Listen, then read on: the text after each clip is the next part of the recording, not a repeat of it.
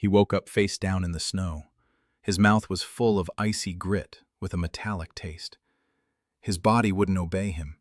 His fingers were numb and curled up so tightly that he couldn't make a fist. He rolled onto his back and saw the sky. The sky looked wrong.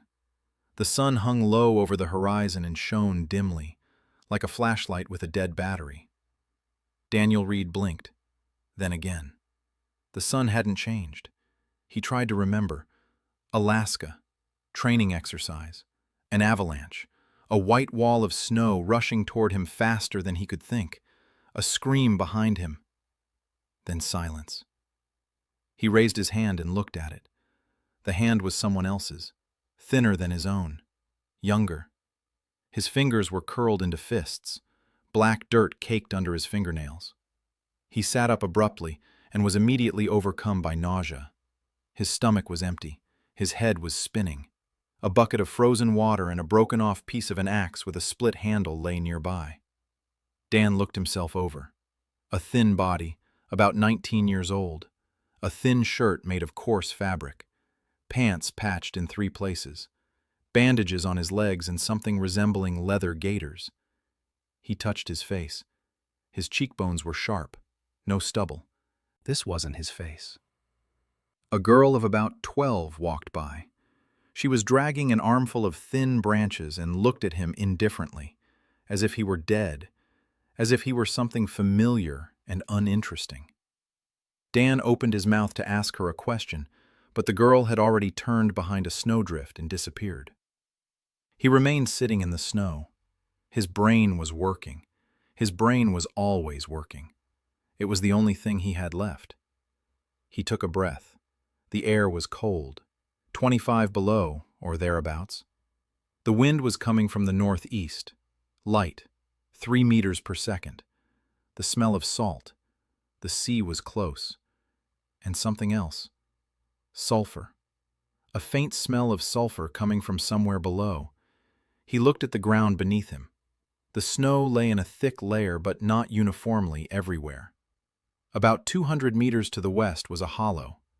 The snow there gave way slightly differently, a little softer. Dan squinted. His scout's brain was already mapping it out. A thermal vent, shallow, maybe 15 meters to the aquifer. The glacier around it was young, 200 years old, maybe 250. There must be a river beneath it, or what's left of it. He stood up. He staggered. His body was weak and hungry. A name popped into his head. Dan. Just Dan. An orphan. A newcomer. He lives on charity in the village of Holdvik.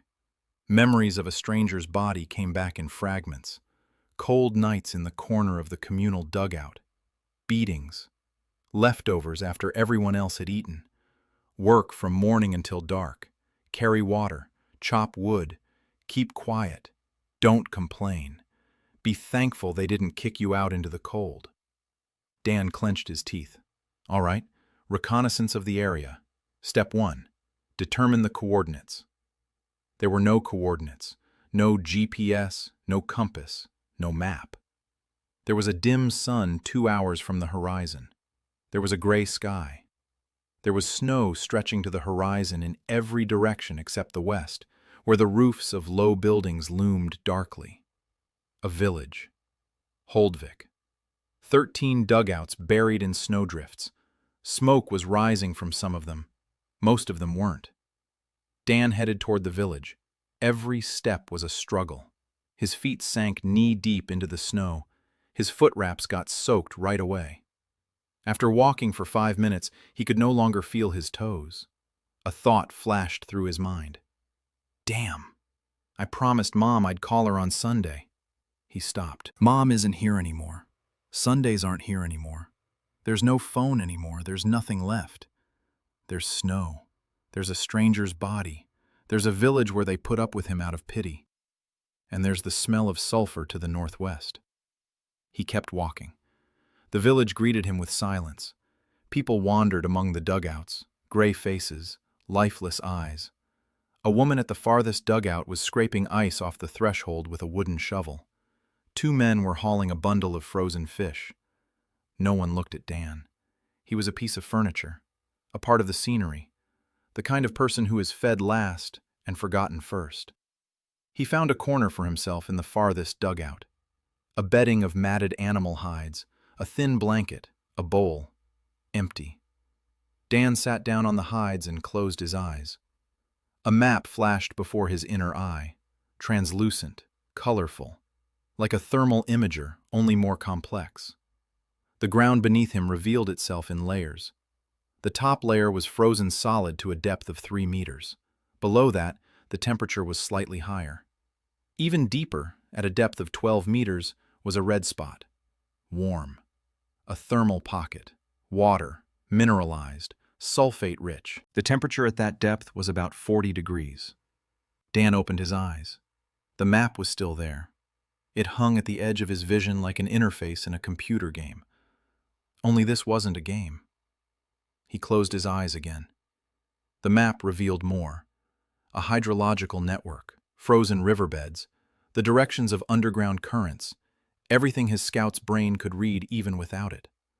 Only now he saw it literally. Every degree, every meter, every crack in the frozen rock. He sat like that for about 10 minutes. Then he stood up. Item number 2, find food. For that, he needed someone who made decisions, the village headman. The memory of a stranger's body prompted him. Bjorn Hold, a large dugout in the center of the village. Dan went to see the village headman. Bjorn turned out to be a large man of about 45, broad shoulders, heavy hands, a face as if carved from stone, red eyes. He was sitting by the hearth, staring into the fire. On the wall behind him hung 3 small wreaths made of dry branches. Funeral wreaths. His wife, 2 children, this winter. Dan stopped at the doorway. Bjorn looked at him. His gaze was empty, heavy.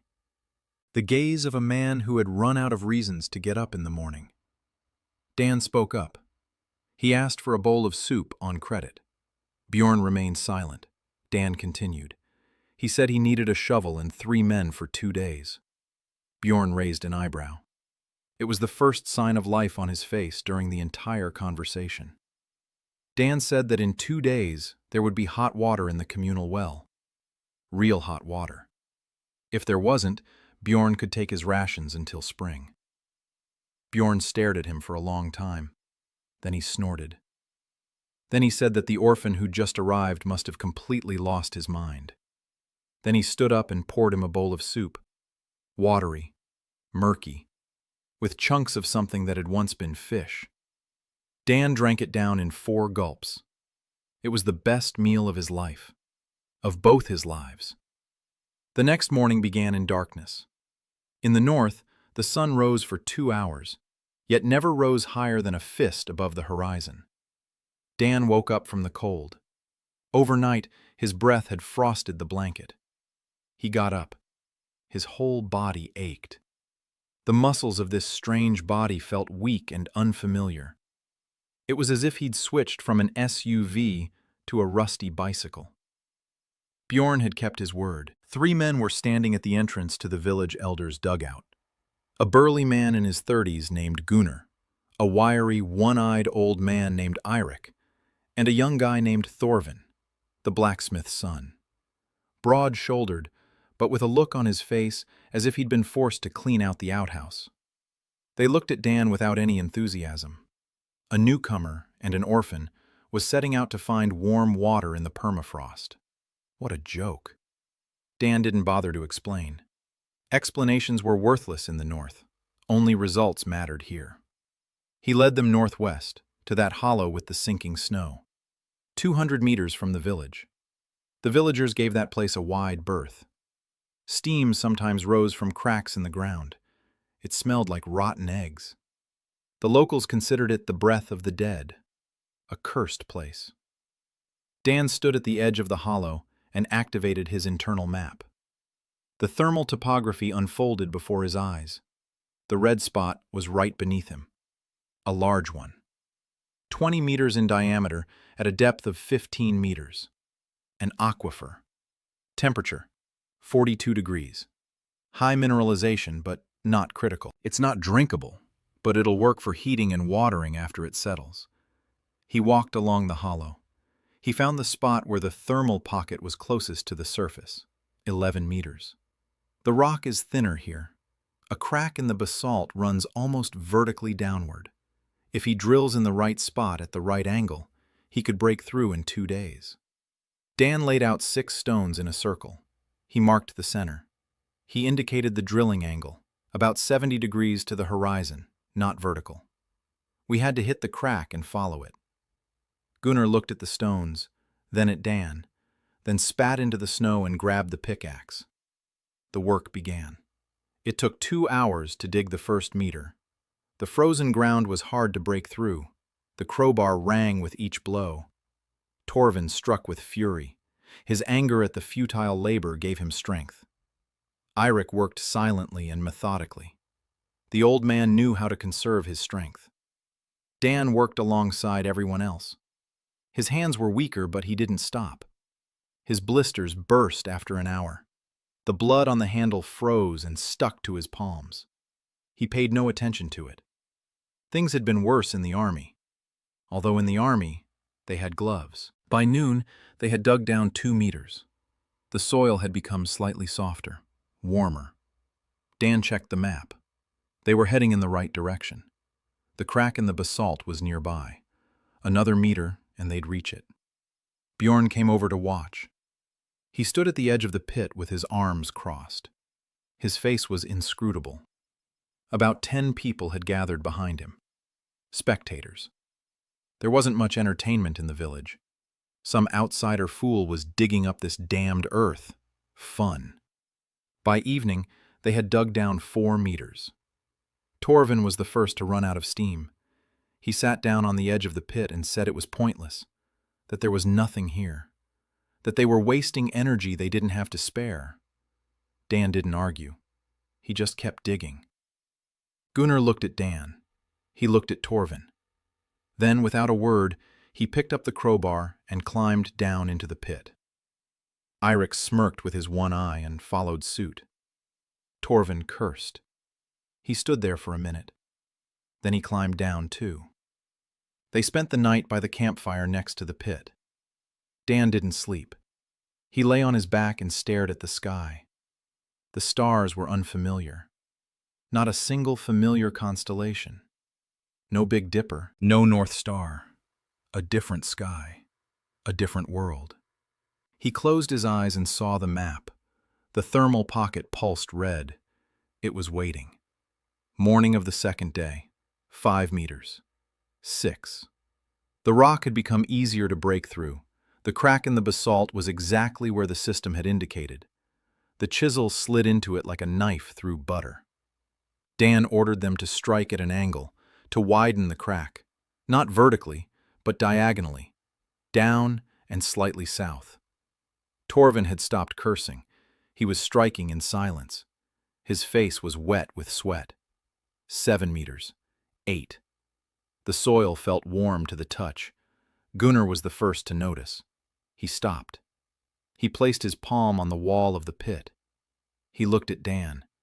He didn't say anything, but something had changed in his eyes. 9 meters. 10. Dan could feel the map pulsing. The red spot was very close. 1 meter. Half a meter. He snatched the crowbar from Torvin. He had to deliver the final blows himself. 3 blows. 4. On the 5th, the crowbar struck empty air. The sound changed. The dull thud gave way to a hiss. Steam poured out of the hole. Hot. Wet. Smelling of sulfur and iron. Then a jet of water struck him. Hot. Scorching hot. Dan jumped back. Water gushed upward through the crack. It filled the bottom of the pit. Steam rose in a column into the frosty air. 42 degrees. Just as the map had shown. Dan stood ankle-deep in hot water at the bottom of the pit. His hands were covered in blood. His back wouldn't straighten. He raised his head. People were standing above. The whole village. Over 30 people. They were watching the steam rising from the cursed hollow. In silence. Bjorn was kneeling in the snow. the village elder of Holdavik, the man who had buried his wife and 2 children that winter. He was kneeling, and tears were streaming down his face. He didn't wipe them away. Dan climbed out of the pit. Gunnar offered him his hand, firmly, as an equal. Torvin stared at the hot steam and couldn't close his mouth. Eirik sat down on a rock and laughed, quietly, hoarsely, like a man who had forgotten how to laugh. Dan stood there, wet and shivering in the cold. The hot water on his clothes had already begun to freeze. He needed to get into the warmth immediately, or he'd catch pneumonia and die on the 3rd day of his new life. He turned to Bjorn. He said the soup was ready. Bjorn stood up. He wiped his face with his sleeve and led him to his dugout. On the 3rd day, Dan couldn't get up. His body had given out. His hands were swollen. The calluses on his palms had turned into open sores. His back was so cramped that he lay on his side, breathing through his teeth. Bjorn brought him a bowl of soup, thicker than yesterday's, with a real piece of fish in it. Dan ate it and fell asleep. He woke up 6 hours later. His body still ached, but his mind was clear. He lay in the darkness of Bjorn's dugout and thought. A hot spring is good, but a hot spring without a distribution system is just a hole with hot water 200 meters from the village. People will have to walk there with buckets, carry hot water through the freezing cold. It'll cool off halfway there. It's pointless. We need a system, channels, pipes, insulation. He opened the map. It unfolded before his mind's eye across its full width. Holdvik at the top, 34 dugouts, a communal water well, 3 sheds, a pen for scrawny livestock, a blacksmith shop that hadn't been in use for 2 years because they'd run out of coal. Dan ran a design simulation. The map showed the optimal route for the hot water, from the spring to the village. A 2-degree slope, enough for the water to flow by gravity. The channel needs to be dug into the ground at a depth of ½ meter. Cover it with soil and snow on top for insulation. Coat the walls with clay. Clay is available. The map showed deposits at a depth of ½ meter. Cover it with soil and snow on top for insulation. Coat the walls with clay. Clay is available. The map showed deposits to the southeast, under a meter-thick layer of ice. But there is clay there. Red, rich, good. Dan groaned and sat down. All of this was wonderful in theory. But in practice, he had the body of a scrawny 19-year-old and a village that considered him a blessed soul. He stepped outside. The air hit his face. -30. The wind picked up. A cold wind blew in from the north. Dan looked around. The village went about its usual business. Women were scraping hides. Men were mending nets. Children sat in their dugouts. No one was going to the spring. Dan found Bjorn by the pen. The village elder stood there, looking at the 3 remaining goats. They were skinny, their ribs sticking out. One of them was lying on its side, motionless. Dan walked over and spoke. He spoke at length. He explained about the channels, about gravity flow, about clay, about how hot water could be piped directly under the floors of the dugouts, that the ground around the pipes would begin to thaw, that in a month, the temperature in the dwellings would rise by 10 degrees, that the children would stop waking up blue. Bjorn listened in silence.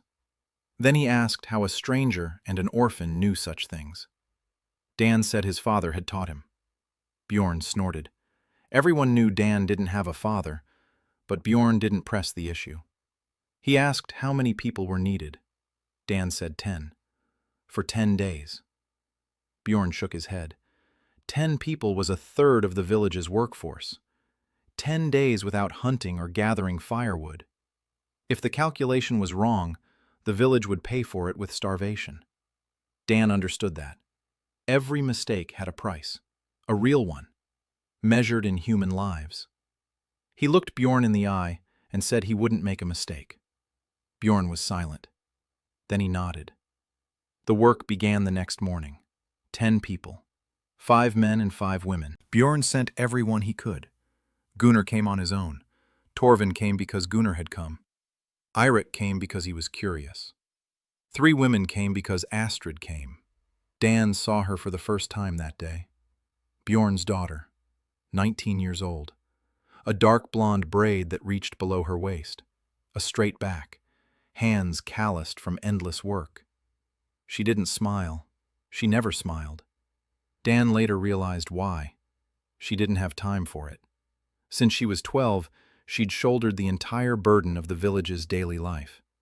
She distributed food. She cared for the sick. She mended clothes. She kept track of supplies. She decided who would get an extra bowl that day and who wouldn't. No one had ever asked her if she was tired.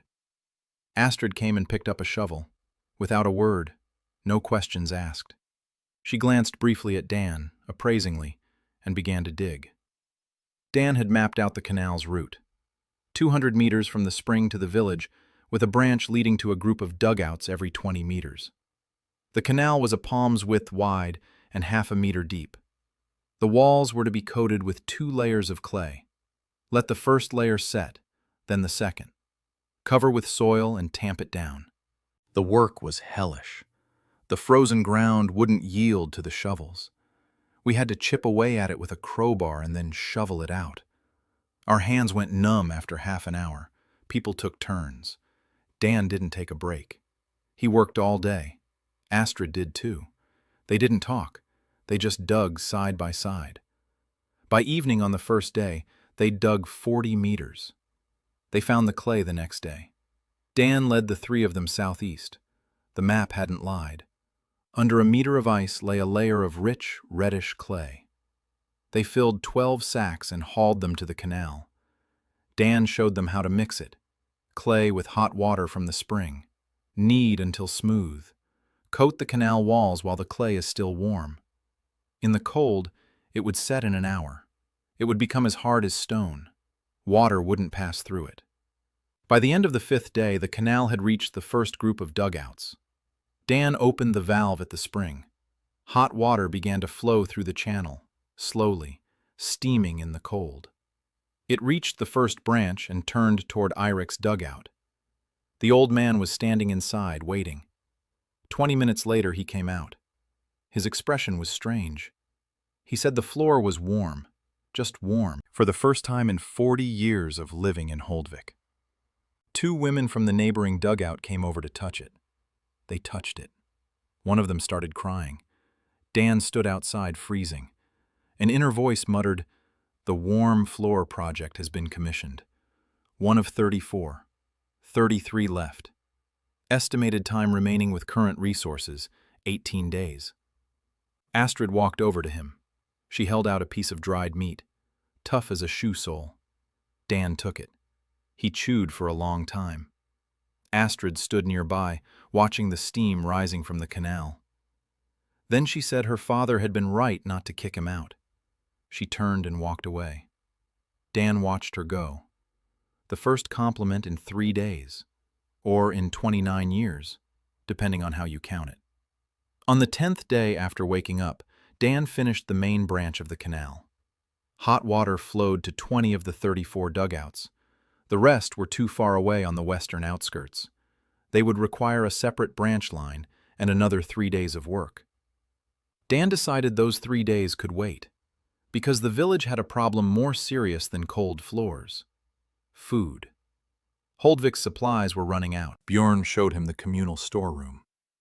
3 barrels of salted fish, a sack of barley flour half empty, bundles of dried meat. Dan did the math in his head. At the current ration, it would last 36 people for 5 weeks, maybe 6 if they cut back on portions, at least 4 months until spring. A 10-week gap. 10 weeks meant starvation. Starvation meant death. First the elderly, then the children, then everyone else. Dan stood in the dark storage room and did the math. His military mind switched into operational planning mode. The task: feed 36 people. Time frame: 4 months. Resources: minimal. The solution: a greenhouse. He knew it was possible. The map showed the soil's biopotential around the village. Beneath the layer of ice, the earth wasn't dead. It was sleeping. It had been sleeping for 300 years. But if given warmth and water, it would wake up. The system showed that within a radius of 100 meters from the spring, the soil had warmed enough for root vegetables: turnips, barley, northern rye. These aren't tomatoes or wheat, but they're food, real, fresh food. He needed a greenhouse, a frame, walls that let light through, insulation, heating. The frame could be made from bones, the ribs of sea creatures. Holdvik stood on the shore, and there were plenty of skeletons washed up by storms lying around.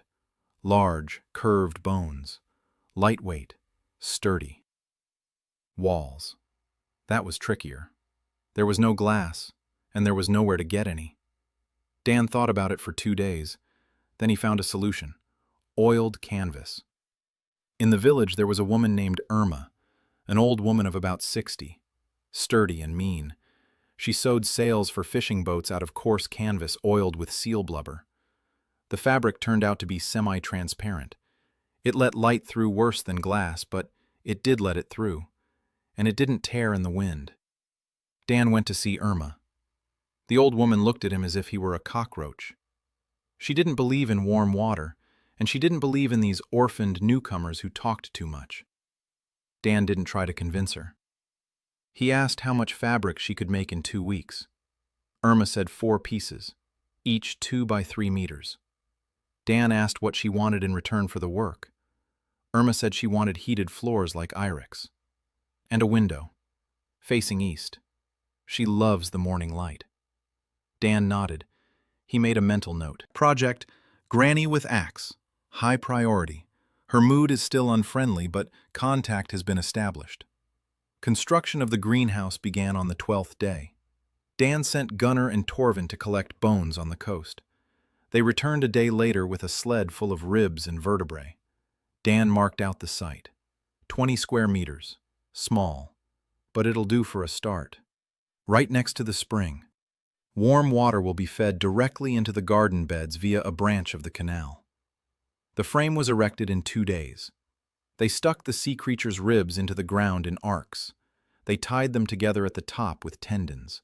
The result was a structure resembling an upside-down ship. Dan tested it for strength. He calculated the wind load. The map showed the wind rose for this area. The prevailing direction was northeast. The greenhouse faces sideways to the wind. The right side needed reinforcing. A double row of bones. Additional struts. They did it. Then they stretched Irma's oiled fabric over it. Dan asked Astrid for help. She came with 3 women.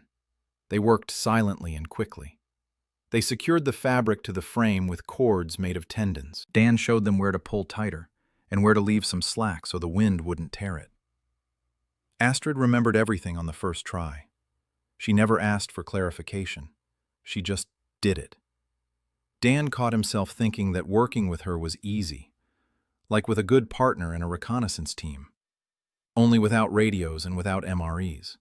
When the greenhouse was ready, Dan turned his attention to the soil. He broke through the top frozen layer inside the structure. Hot water flowing through the channel was already warming the soil. The map showed the soil temperature in real time. 5 degrees, 7, 10. 2 days later, the soil inside the greenhouse had warmed to 12 degrees.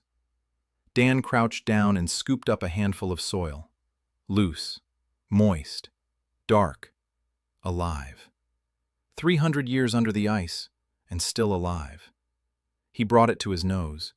It smelled like soil, ordinary soil, like at the training range in Colorado, like in his mom's vegetable garden. He sat there like that for a long time, with a handful of soil in his hand. Then he shook his head. Enough nostalgia. Get to work. The system displayed the biopotential. Turnips and northern rye are best for this soil. A short cycle. 45 days until the first turnip harvest. Rye takes longer, 60. But rye will yield grain, and grain means bread. Dan walked around the village. He asked everyone if they had any seeds, anything at all. Most of them looked at him as if he were crazy. Seeds in the north? In winter? In the permafrost?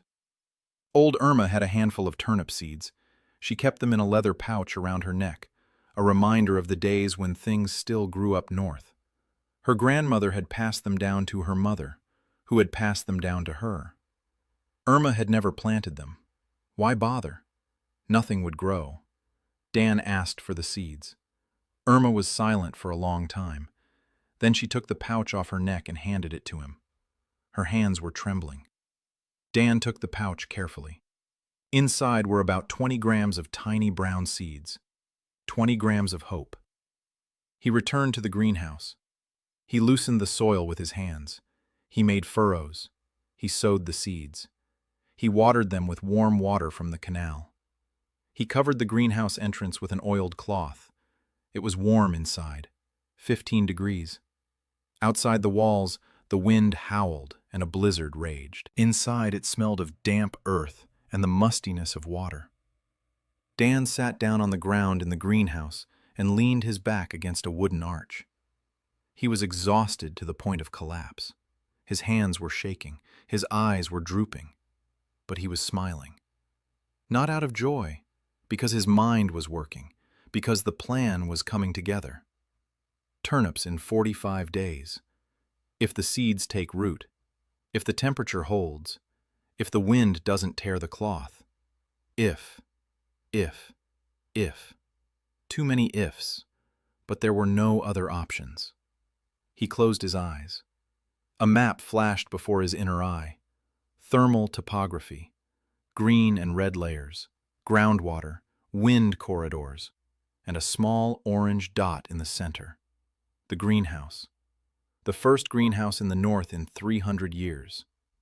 On the 15th day, Dan stepped out of the greenhouse and saw a girl.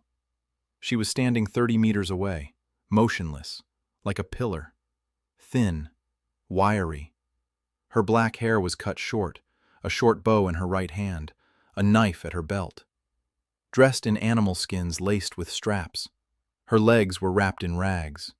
Her right foot was turned slightly to the side, an old fracture. It hadn't healed properly. Dan didn't know her. The memory of a stranger's body didn't recognize her either. She wasn't from Holdvik. He froze. She was looking at him. Eyes the color of wet stone. No fear, no hostility, just observation.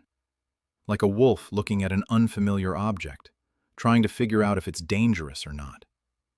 Dan raised his hands, palms forward, a universal gesture. I'm unarmed. I'm no threat. She didn't move. She stood there for a minute. Then she turned and walked away. She vanished into the snowy haze as if she'd never been there. Dan exhaled. Mental note. Subject. She-wolf. Distance. 30. Armed. Mobile. Limping on her right leg. Status unknown. Mood also unknown. He told Bjorn. The village elder frowned. He said it was most likely a lone wolf from the northeastern coast. There used to be a trading clan of settlers from the far east there, Koreans or something like that. The clan perished in the ice about 5 years ago. If anyone survived, they hunt alone like a beast. Bjorn said that as long as she didn't come into the village, she could do as she pleased. Dan nodded, but kept it in mind. On the 16th day, he found a dead hare at the entrance to the greenhouse. White, large, its throat slit in a single stroke. Neat work. Dan picked up the hare. It was still warm. He looked around. There were tracks in the snow. Light. A narrow paw. The right track was slightly deeper than the left. It was limping. The she-wolf had left a gift.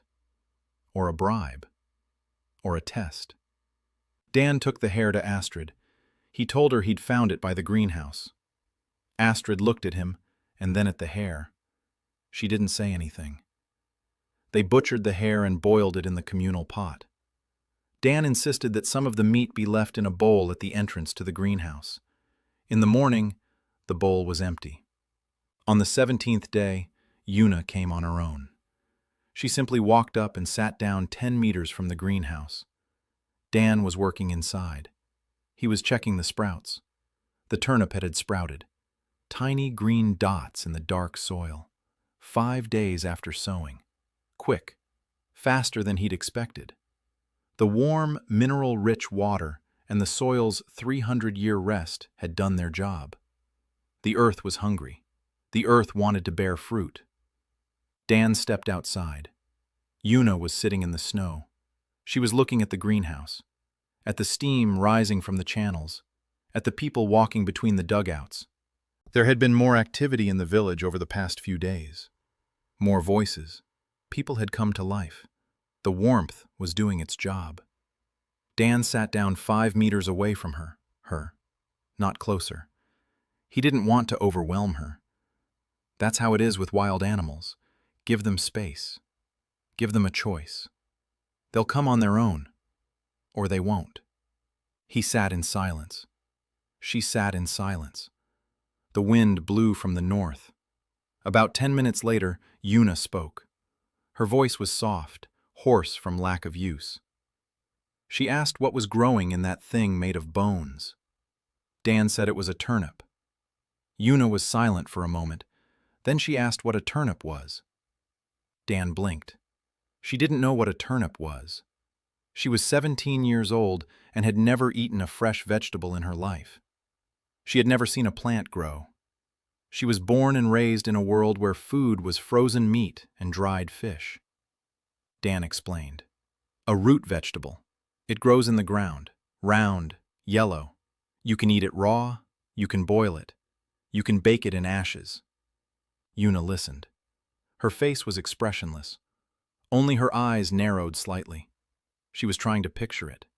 Food that grows out of the ground. Dan said that in 30 days there would be the first harvest.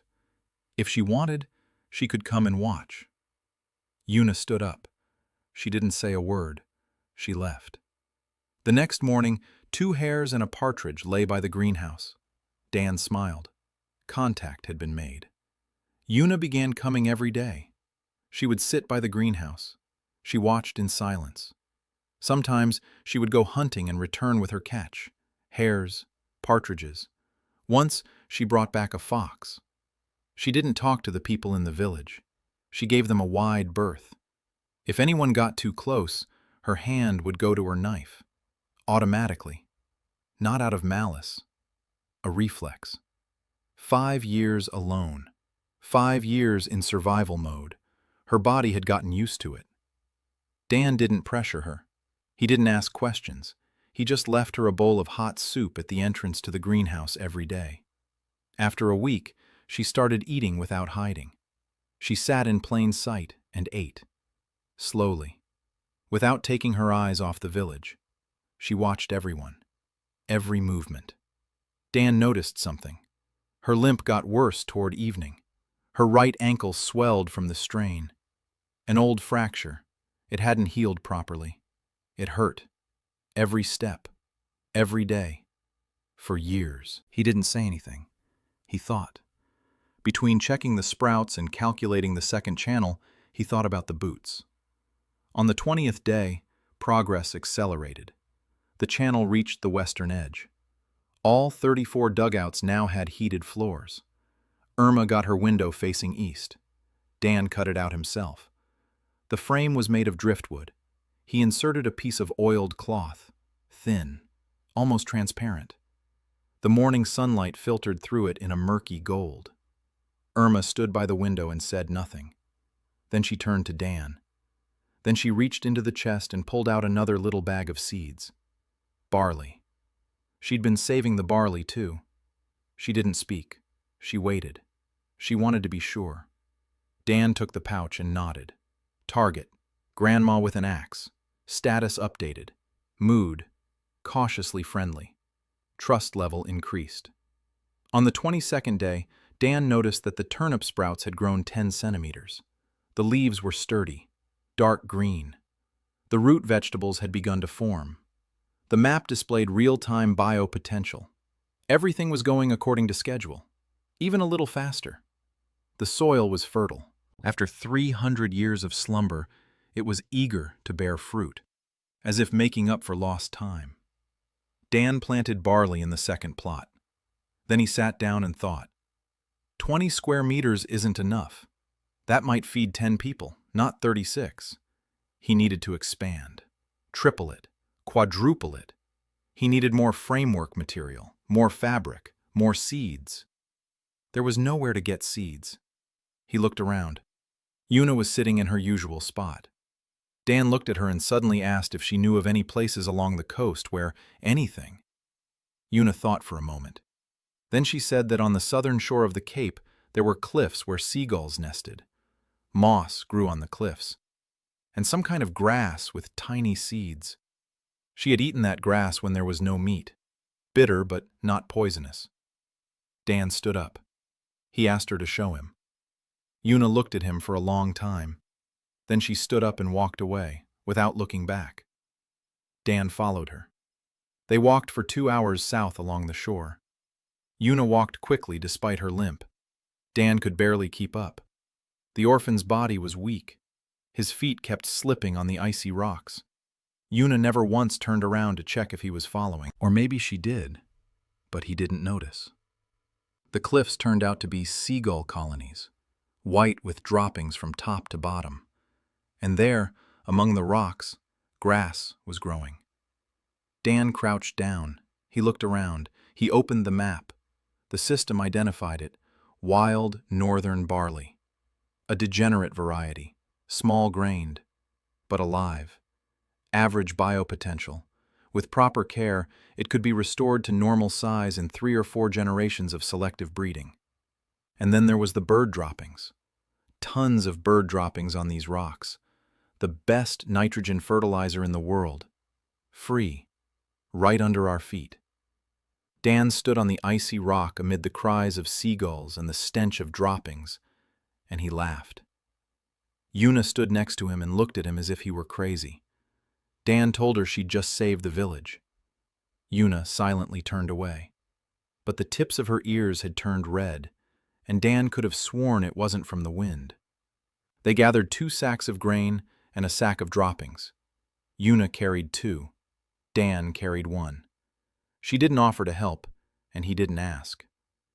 On the way back, Dan thought about the boots, about his right ankle, about how to calculate the reinforcement. Which salts from the spring produce an exothermic reaction when they come into contact with water? How to build heating inside the sole. To her measurements, to fit her foot. He didn't say anything out loud. Yuna walked ahead, silently, as always. On the 25th day, Dan stood in the greenhouse and counted. The turnip was growing. The barley had sprouted. Wild grains from the rocks had sprouted on the 3rd day after sowing. Bird droppings acted as rocket fuel for the soil. The map showed the plot's biopotential, and the numbers changed every day. The earth was waking up, eagerly, quickly, like a person who hadn't eaten for 3 days and finally saw bread. But 22 6 square meters weren't enough. Dan had known that from day one. The small greenhouse could feed 10 people. 36 lived in Holdvik, plus Yuna, who technically didn't live in the village, but had been eating from the communal pot for a week. 37. A second greenhouse was needed, a large one, 3 times as big as the first one, 60 square meters. Dan spent a day on a design simulation. The map showed the optimal location, 30 meters south of the first greenhouse. There, the slope provided natural protection from the north wind. The soil warmed up from a side branch of the canal. The soil temperature was already 9 degrees without any additional intervention. Good. The problem was the frame. The bones from the sea creature skeletons had been enough for the first greenhouse. The second one would require 3 times as many. Dan sent Gunnar and Torvin to the coast. They returned 2 days later with half-empty sleds. They'd run out of bones. The coastline had been scoured for 3 kilometers in both directions. It was dangerous to go any further. That was Wolf-Tooth clan territory. Dan crouched by the canal and thought. Eirik sat nearby, repairing the handle of a crowbar. The old man worked in silence. His hands moved precisely and confidently. Out of the corner of one eye, he glanced at Dan. Then he said there was an old ship graveyard to the northwest. Ice Bay.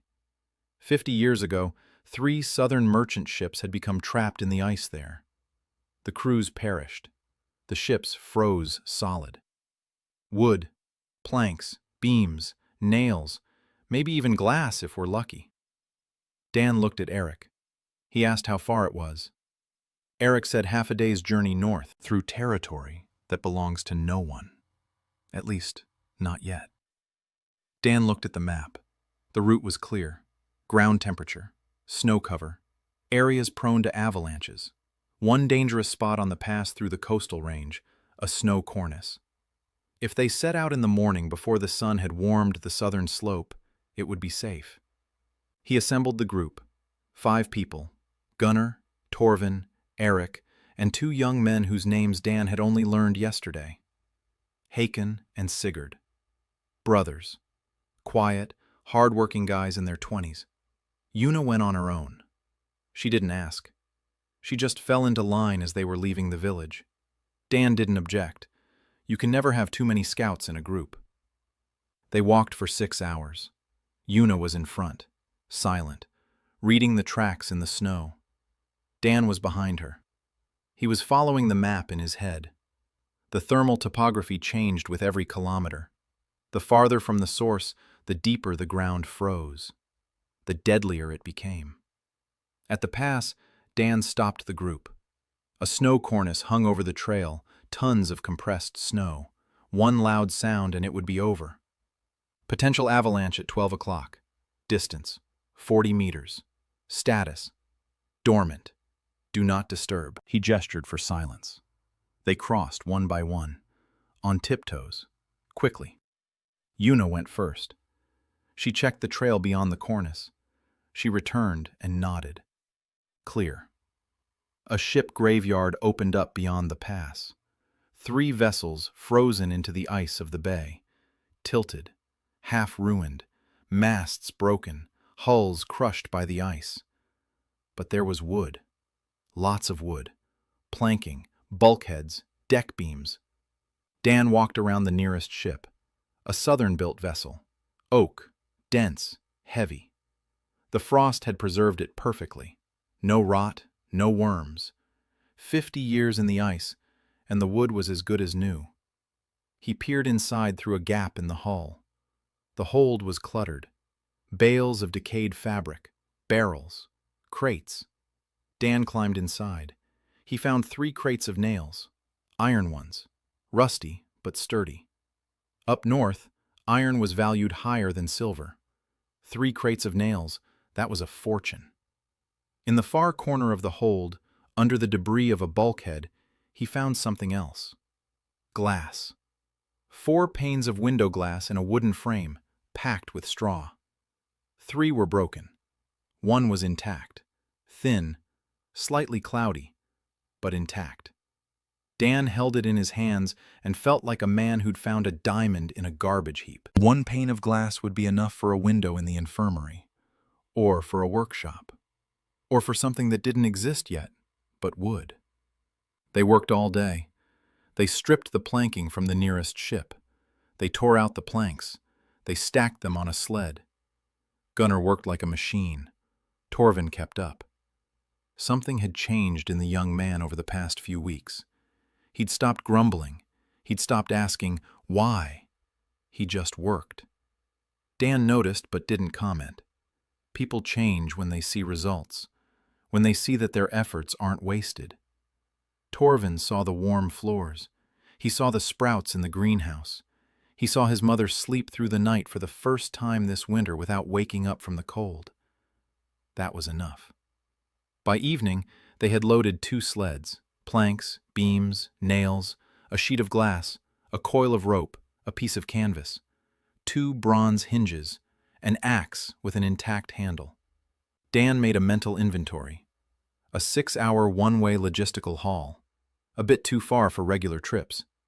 They'd need to make 2 or 3 more trips and haul out everything they could, then store the rest. The return trip. A snow cornice. Silence again. One by one again. This time, Yuna was walking last. She was covering the rear. Dan noticed that she was doing it automatically. Not because she'd been asked to, because that's the right thing to do. Combat training, or a survival instinct honed to the level of combat training. They returned to Holdavik late at night. Astrid was waiting at the gate. She hadn't been sleeping. In fact, she slept less than anyone else in the village. When she saw the sled with the planks, something resembling relief flashed across her face for a second. Then her face grew calm again. She helped unload the sled. Then she told Dan that while he was away, 2 people had arrived in the village, a man and a woman with a child, from a neighboring settlement. Their village had been wiped out. They'd frozen to death, all of them. They'd been walking for 3 days. They'd heard from a hunter that there was hot water in Holdvik, so they came. Dan stood in the darkness and listened. There had been 37. Now there were 40. 3 more mouths to feed, 3 more people to feed and keep warm, 3 more reasons not to sleep and to work. He nodded. He told her to put them in Irik's dugout. It was the warmest place there. Astrid nodded and left. Dan stood in the darkness for another minute. Then he went to the greenhouse. He checked the sprouts by the light of an oil lamp. The turnips looked good. So did the barley. 20 more days until the first harvest. 20 days. 4 weeks' worth of supplies in the storeroom at the current ration. 40 mouths to feed. 28 days' worth of food. 20 days until the turnips. An 8-day gap. Tight. Very tight. Dan sat down on the ground in the greenhouse, the warm earth beneath his hands, green sprouts in the dim light of the lamp, the smell of living soil. He closed his eyes and said aloud, "All right, guys, we'll make it." On the 30th day, Dan finished the second greenhouse. 60 square meters, a frame made of ship planks and bone arches, walls of Irma's oiled fabric. The old woman worked day and night. Dan ran an extra hot water line to her dugout and set up a second oil lamp for her. Irma grumbled but kept sewing. The fabric emerging from her hands, smooth and dense. Dan mentally awarded her the title of Holdvik's chief quartermaster. Irma didn't know this and didn't want to know. The second greenhouse started working right away. The soil warmed up in 3 days. Dan sowed wild barley from the cliffs and the remaining turnip seeds. Yuna went to the Seagull Cliffs alone and brought back 4 sacks of bird droppings. Dan preferred not to think about how she dragged 4 sacks across the icy rocks with her injured leg. He thought about boots. Every evening after work, he sat in the corner of the dugout and drew. On a scrap of canvas with charcoal, a sketch of a boot, a stiff sole made of a double layer of leather. Between the layers, a pocket for a chemical heat pack. Salts from the thermal spring would produce an exothermic reaction upon contact with water. Not a strong one, 35 to 40 degrees, but enough to keep his feet warm all day. The right boot had reinforcement under the ankle, a stiff insert made of whale baleen to stabilize the joint. It would take some of the strain off and reduce the pain, though it wouldn't cure it. But it would provide relief. He wasn't a shoemaker, but he was an engineer. A design is a design. It doesn't matter if it's a bridge or a boot. The laws of physics are the same. He asked Bjorn for some leather. Bjorn gave it to him, without asking why. Something resembling trust had developed between them. A quiet trust, without words. Bjorn saw the results. Warm floors, greenhouses, people who began to speak louder and walk straighter. His daughter, who for the first time in years didn't look like an old woman trapped in the body of a 19-year-old girl. Bjorn didn't understand how a stranger and an orphan knew what he knew. But he stopped asking. Up north, results matter more than explanations. Dan spent 3 evenings sewing the boots. His fingers bled from the needle. The stitches came out crooked. He unpicked them and sewed them again. Unpicked and sewed. By the fourth evening, the boots were ready, ugly, rough, but sturdy. He filled the cavity in the sole with a mixture of salts. He added water through a small hole. He sealed it with a wooden stopper. The leather warmed up after a minute. Warm, smooth. It works. He left the boots at the entrance to the greenhouse at dawn, next to a bowl of soup. Yuna came as usual. She saw the boots. She stopped. She looked at them for a long time. She picked them up. She turned them over in her hands. She peered inside. She felt the reinforcement under her right ankle. She froze. She understood. Dan was standing 30 meters away, pretending to check the canal. He wasn't looking her way. Yuna put on the boots. She stood up. She took a few steps. 3, 5, 10. Her right foot didn't twist inward. Her foot stood level. Warmth rose from the sole up her leg. Yuna stood in the middle of a snowfield in her new boots, and the look on her face was such that Dan turned away. There are some things not meant for strangers' eyes. He went into greenhouse. An hour later, Yuna followed him inside. It was her first time going inside. She stood at the entrance. Dan was crouching by a garden bed, checking the turnips. Yuna said one word. "Thank you," quietly. As if that word meant more to her than all the hares she'd killed in her entire life. Dan didn't turn around. He said that the right sole was designed to retain heat for 4 hours. After that, she needed to drain the water and add a new portion of salts. He would give her the salts every morning. Pause. Yuna said she'd heard him, and she left.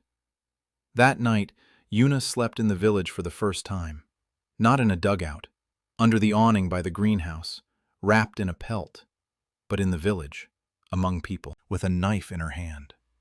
But among people. It was progress. On the 35th day, Dan harvested his first crop. Turnips. 8 root vegetables. Small ones. About the size of a fist, pale yellow, crooked, but real.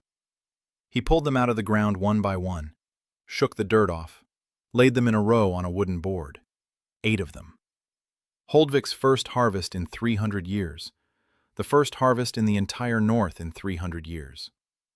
Dan stood there looking at them. 8 ugly turnips. Dirty, small. The most beautiful things he'd ever seen in both his lives. He carried them to the communal dugout. Bjorn was there. Astrid was there. Eirik. Irma. About 20 people. Dan placed a turnip on the table. He said nothing. Everyone watched, in silence. Bjorn took one, turned it over in his hands, sniffed it, took a bite, chewed for a long time. Tears streamed down his face, and he didn't wipe them away. Again, the second time in a month. Irma took the second turnip, took a bite, closed her eyes, and said, that's how her grandmother's kitchen used to smell. 60 years ago, when she was little.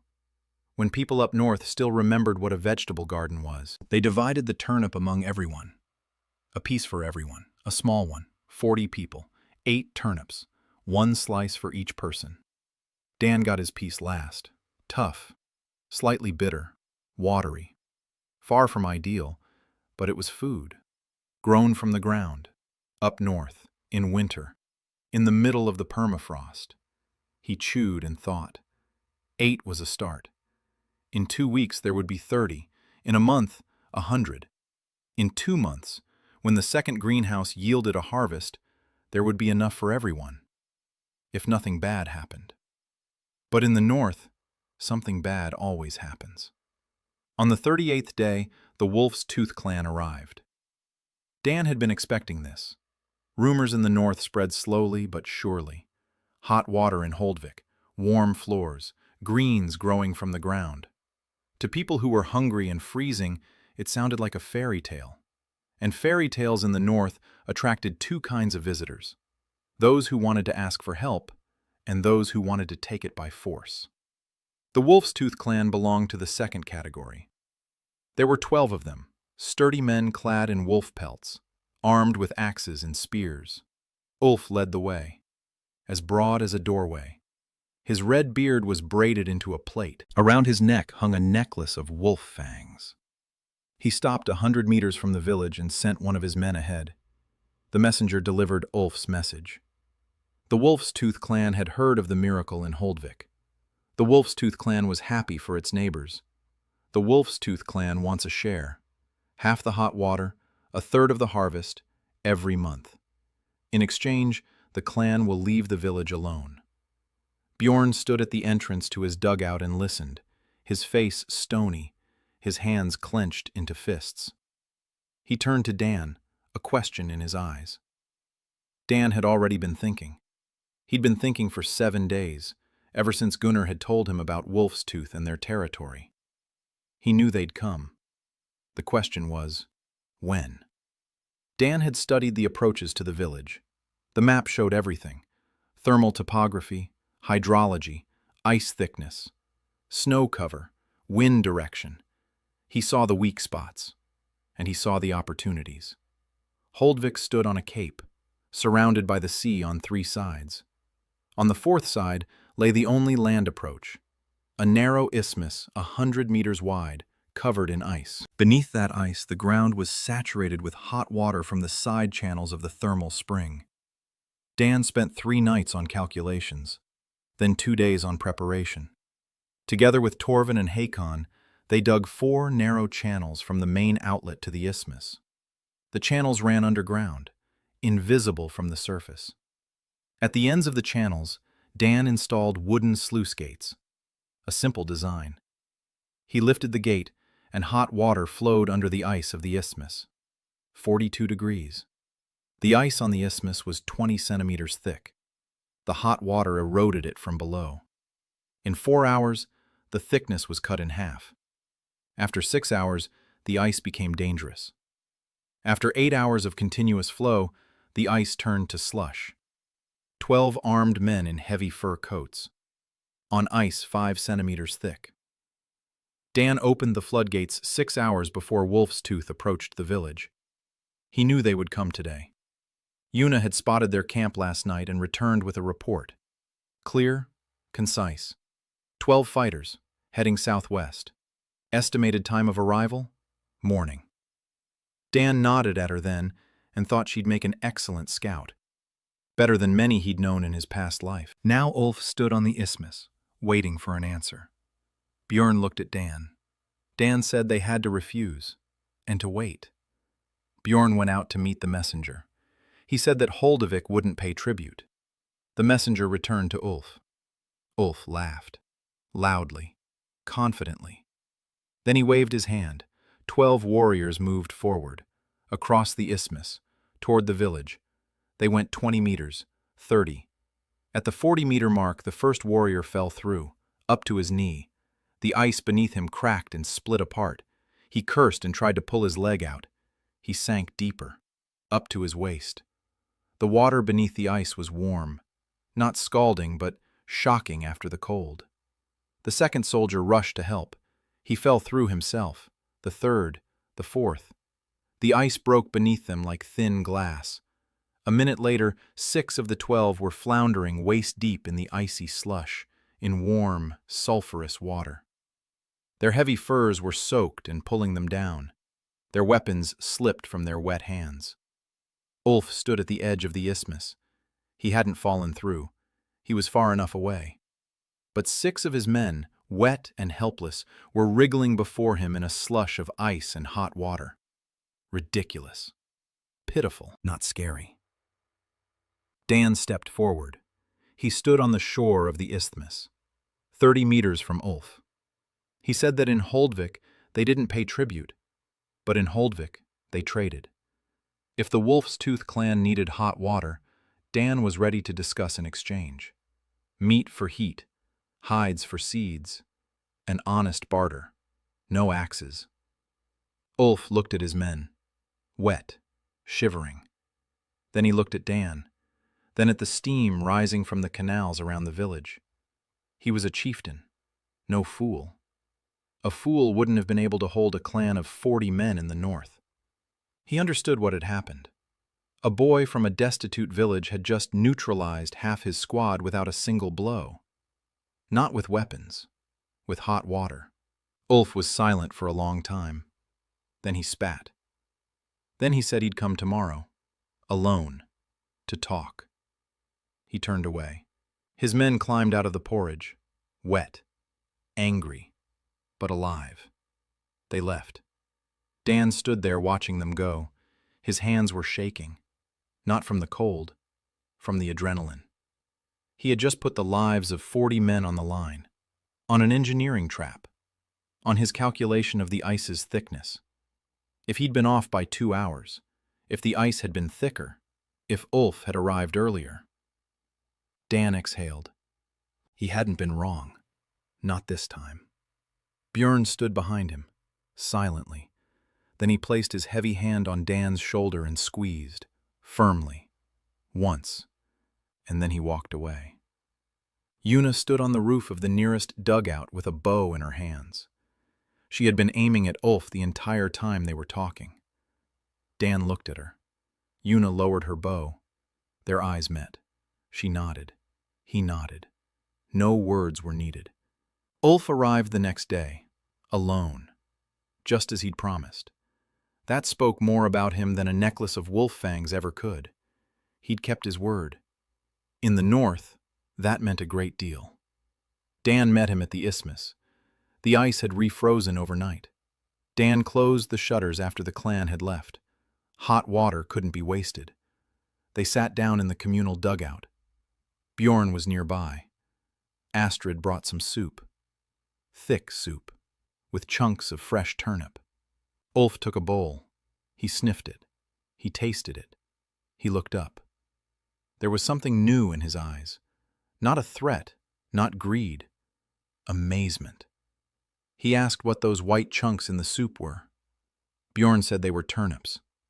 Ulf said he knew the word turnip, but he'd never tasted it. He finished the bowl, then a second one. Then he looked at Dan and asked how.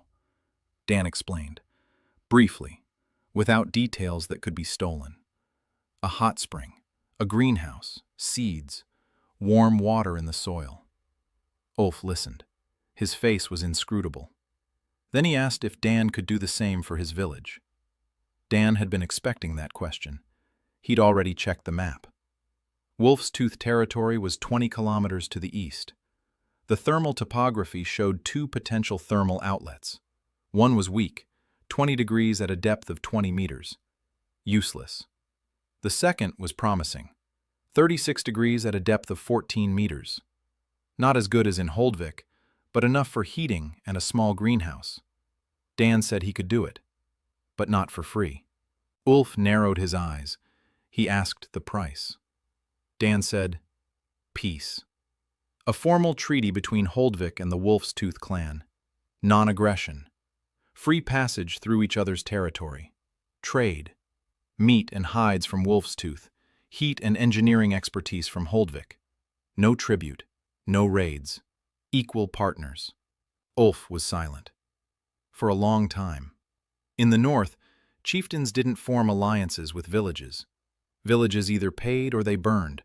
It had always been that way. Dan added something else. He said that in a year and a half, the long night would come. Half a year without the sun.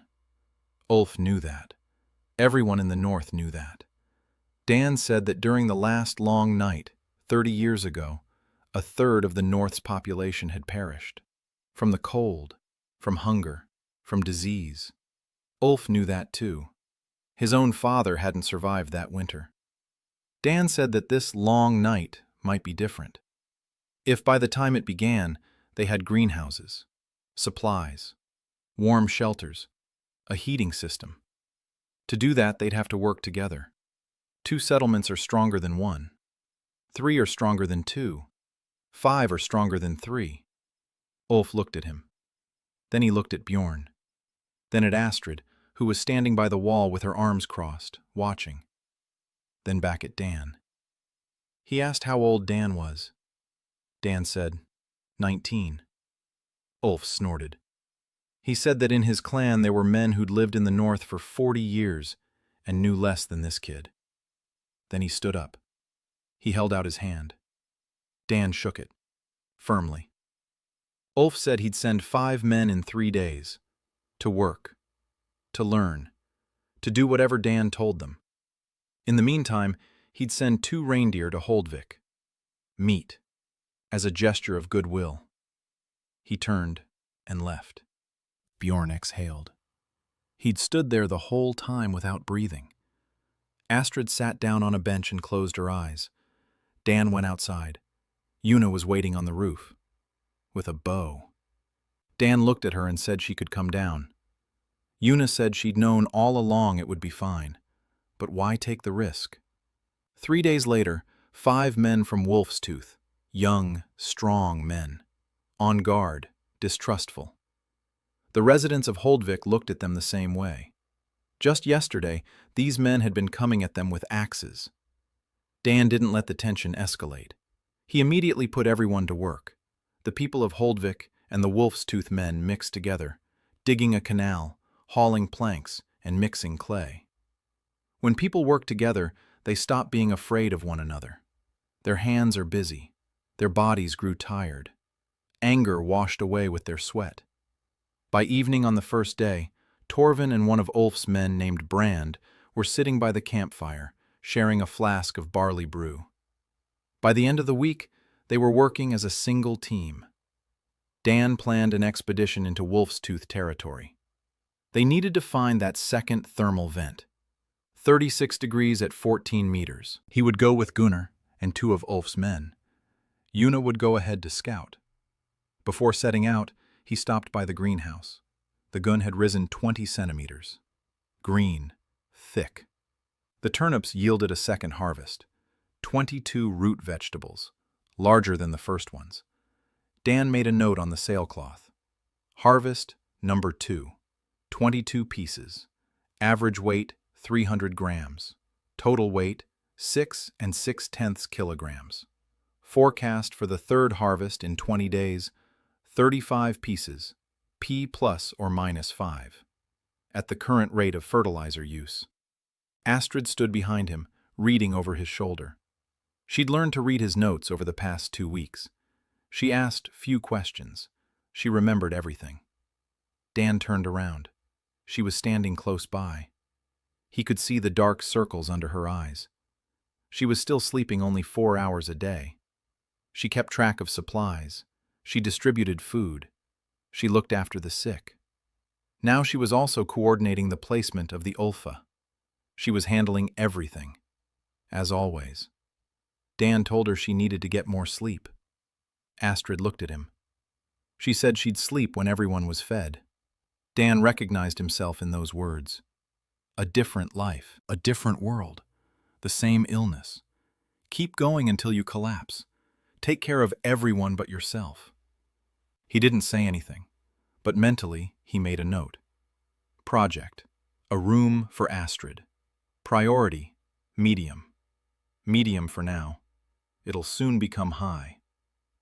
The expedition set out on the 46th day. 5 people.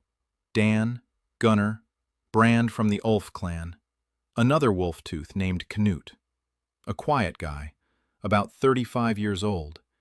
He knew the territory like the back of his hand. And Una, ahead, as always. 20 kilometers to the east, across the icy plain, the wind blowing in his face, minus 28. Dan walked and froze. The orphan's body had grown stronger over a month and a half of work, but it was still far from normal. His legs ached. His back throbbed. His breathing faltered on the uphills. In his past life, he would have covered this route in 3 hours at full speed. Now, he could barely keep up with Gunnar. Wolf's Tooth territory was harsher than the area around Holdvik. Further from the sea. Less shelter from the wind. The snow was denser, deeper. Ulf's settlement turned out to be a cluster of 8 dugouts on a bare hill. No walls, no fences, just holes in the ground with turf roofs. Only one of the 3 hearths was smoking. Dan counted about 40 people. Women, children, old people, thin, gray, familiar eyes, empty, extinguished. Holdvik a month ago. Ulf met them as they approached, led them to the central dugout. Large, cold. Inside, it smelled of smoke and sickness. Dan didn't linger. He had come for something else. The map was already working. The thermal topography was in full view. He could see everything.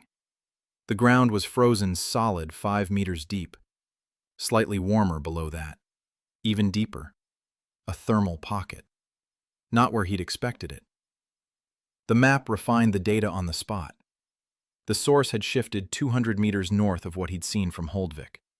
At a distance, the system provided approximate readings. Up close, the accuracy was down to a meter. 38 degrees, not 36. Better than he'd thought.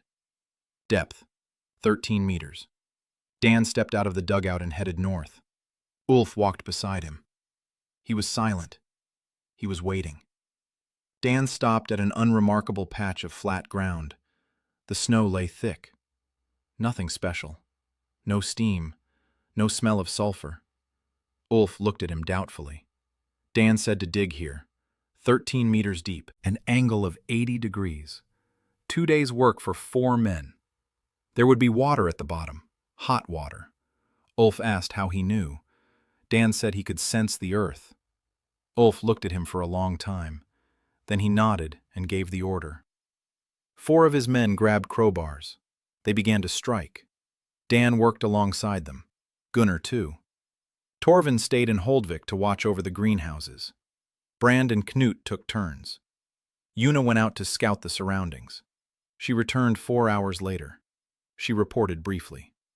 Tracks had been found 10 kilometers to the southeast. Lots of tracks. People. 20 or more. Moving west. Not Wolf's Tooth. Strangers. Dan and Ulf exchanged glances. Ulf frowned. He said that the southeast was no man's land. Beyond that lay the territory of the Black Rock clan. Or it used to be. There had been no word from Black Rock for half a year. Maybe they'd died out. Maybe they'd gone further south. Or maybe they were heading this way. Dan made a note. 20 or more people. Heading west. Distance, 10 kilometers. Estimated time of arrival, if they're coming this way, 2 to 3 days. The situation called for speed. He returned to the well. He worked non-stop until dark. 5 meters on the first day. The soil here was softer than in Holdvik. Less basalt, more sandstone. The digging went more easily. By noon on the second day, they'd reached 11 meters. Dan could feel the warmth of the walls. The map pulsed red. Close. He was hammering it himself. The final blows. Just like in Holdvik. At the 12.5-meter mark, the drill bit gave way. A hiss. Steam. Water. Hot. It rose up the borehole more slowly than in Holdvik. The pressure was lower, but it was rising. 38 degrees. Pure. Almost sulfur-free. Safe to drink after boiling. Ulf stood at the edge of the well. He wasn't crying. He was a leader. Leaders don't cry in front of their people, but his hands were shaking. He asked quietly, "What else can you do?" Dan said a lot. A canal, heated floors, a greenhouse, a school for the children to learn how to grow food from the ground. But that would take time. And safety. Those tracks to the southeast were worrying him. Ulf said he'd take care of safety. This was his land. He'll protect it. Dan nodded. They shook hands. Their second handshake in 2 weeks. Dan left Brand and Knut with instructions. Simple. Clear. How to lay out the canal. What the slope should be. How to mix the clay. Where to get it. He drew a diagram on a piece of leather. Detailed. With measurements. With notes. Brand listened carefully. Knut nodded. Dan headed back to Holdvik, with Gunnar and Una. 20 kilometers, the wind at his back, easier. Una walked beside him. Not ahead of him. Beside him. For the first time. Dan noticed but didn't say anything. Halfway there, Una spoke up. She said she'd had a sister, an older one, Mei Lin. When the clan perished, Yuna thought Mei Lin had perished too. She thought that for 7 years. Then she heard from a merchant that there was a woman from the Eastern clan in the south. She traded in furs, rich, beautiful, cold. Yuna didn't know for sure if it was her or not, but the name matched. Mei Lin So. Dan listened. He didn't interrupt. Yuna spoke quietly. The words came out of her like shards, one by one, with difficulty. She said that if her sister was alive, then she had abandoned her, left a 12-year-old girl alone in the ice, and gone south, to warmth, to money, to life. And Yuna stayed behind, with a knife and frozen meat, for 5 years, alone. Dan was silent. Then he said that people do strange things when they're afraid, and that sometimes running away isn't betrayal. Sometimes it's the only way to survive. Yuna didn't reply. They walked in silence all the way to Holdvik. Astrid met them at the gate. She said that while Dan was away, 7 more people had arrived in the village, from 3 different places, 2 families and a lone old man. Rumors were spreading. Holdvik was growing. 47 people. Dan stood at the gate and counted. 47 mouths to feed, 2 greenhouses, 1 spring, 1 canal on Ulf's land. Traces of an unknown group to the southeast. A year and a half before the long night. And somewhere to the south, beyond the wall of fire, in some warm office, a scout sits reading a report about a young man from the northern Cape who can find water with a glance. Dan rubbed his face. His hands smelled of earth and iron. Good. Earth and iron. Not blood. Not blood yet. On the 52nd day, the preacher arrived, a quiet man in a gray robe, barefoot in the snow, thin to the point of transparency. His face was serene. His eyes were kind. The mark of the Order of Ash was branded on his forehead, a circle with a crack in the middle, the symbol of the rift. He entered the village alone, unarmed, without companions. He stood in the middle of the street and waited. People gathered around him, cautiously. Everyone in the north knew the Order of Ash, a sect that worshipped the rift in the heavens. They believed that the eternal winter was God's mercy, that the cold purifies, that suffering saves, that death from the cold is the path to a warm paradise. They recruited starving children. They promised food and warmth. They gave them food, but not for long. Then the rituals began. Burns on the forearms, shaved heads, prayers on their knees in the snow, and quiet voices whispering that warmth was a sin. The preacher wasn't dangerous, not at first glance. He was worse than dangerous. He was persuasive. He began to speak. His voice was soft, warm, a paradox. A man preaching death by cold spoke with the warmest voice Dan had ever heard in this world. The preacher spoke of the rift, of how 300 years ago the sky cracked and the gods sent a trial to the north, of how this trial was not a punishment, but a gift. Cold teaches, hunger teaches, suffering teaches. Those who embrace winter in their hearts find peace. Those who fight against winter fight against the will of the gods. The people listened. Dan stood in the back rows and watched. He saw their faces change. Not everyone's, but some. Old man Sven, who had lost his son last year. A woman with a child from a deserted village. 2 teenagers among the latest refugees. They listened, and something resembling hope appeared in their eyes. Suling's. Fuck. Poisonous hope.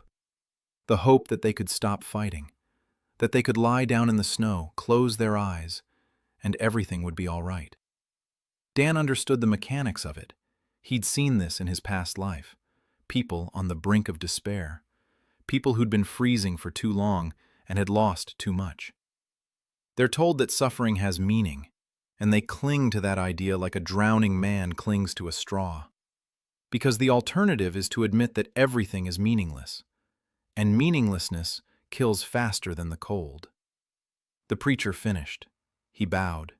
He asked for water. Astrid handed him a mug, hot water from the canal. The preacher took it. He took a sip. He smiled. He said that warmth is pleasant to the flesh, but dangerous to the soul. Dan stepped forward. He stood before the preacher. The preacher looked at him. His eyes were calm, without fear, without defiance. Dan asked his name. The preacher introduced himself as Brother Tom. Dan asked where he was from. Brother Tom said he was from the Monastery of Ashes, a 3-day journey to the southeast. Dan asked how many of them were at the monastery. Brother Thomas smiled and said there were enough. Dan asked why he was here. Brother Thomas said he'd heard about a village where the earth yields crops in winter. He said it was a miracle. He said miracles come from both gods and demons. He'd come to see who was behind this miracle. Dan showed him the greenhouse. Brother Toma went inside. He looked at the sprouts, at the warm earth, at the steam rising from the canal. His expression didn't change. He said it was beautiful, and that it was precisely this beauty that made it dangerous. People would get used to the warmth. They'll lose the ability to endure. When the warmth is gone, and it will be gone, because everything fades, their fall will be all the more terrible. It's better not to give people what will eventually be taken from them. Dan listened. Then he said he wasn't going to argue about gods, but he was going to feed people. Tom's brother nodded. He said he'd be back. And he left, barefoot, through the snow, without looking back. Dan watched him go. Una stood beside him, her hand on her knife. She said they should have killed him. Dan said no. Kill one preacher, and 10 more will come. The order isn't just one person. It's an idea, and you can't kill an idea with a knife. Una said they could try. Dan smiled, grimly. That evening he called a council meeting. Bjorn, Astrid, Gunnar, Eirik. Una stood by the wall with a bow on her lap. Dan told them what he knew about the order. Not much. From fragments of memory in a stranger's body. From conversations with Eirik, who had seen them before. From the words of Ulf, who lost men to them every winter. The Order of Ash was a force, a real one. Hundreds of novices, dozens of monasteries scattered across the north. At its head stood the supreme ash-bearer named Ortons, an old man with a kind face, a fanatic, sincere, convinced, not a villain, worse, a man who loved people and believed that the best thing he could do for them was to help them die. To the order, Holdvik was heresy, an insult to the rift, a village that refused to suffer, a village where the land yielded crops against the will of the gods. The preacher was a scout, the first contact. Others would follow him. Dan knew this, and he began to prepare. He expanded the system of canals, added new floodgates at the isthmus, designed a signaling system, bonfires at 3 points around the village. If one was lit, it meant outsiders were approaching. 2 meant danger. 3 meant battle. Una took charge of patrolling. She'd leave at dawn. She'd return at night. She covered 20 kilometers a day, every day, in her new heated boots. Her limp had become almost imperceptible. Dan noticed, but didn't say anything. Una also noticed that he'd noticed. She didn't say anything either. There was silence between them, but not an empty silence, a full one. On the 60th day, Dan built a room for Astrid.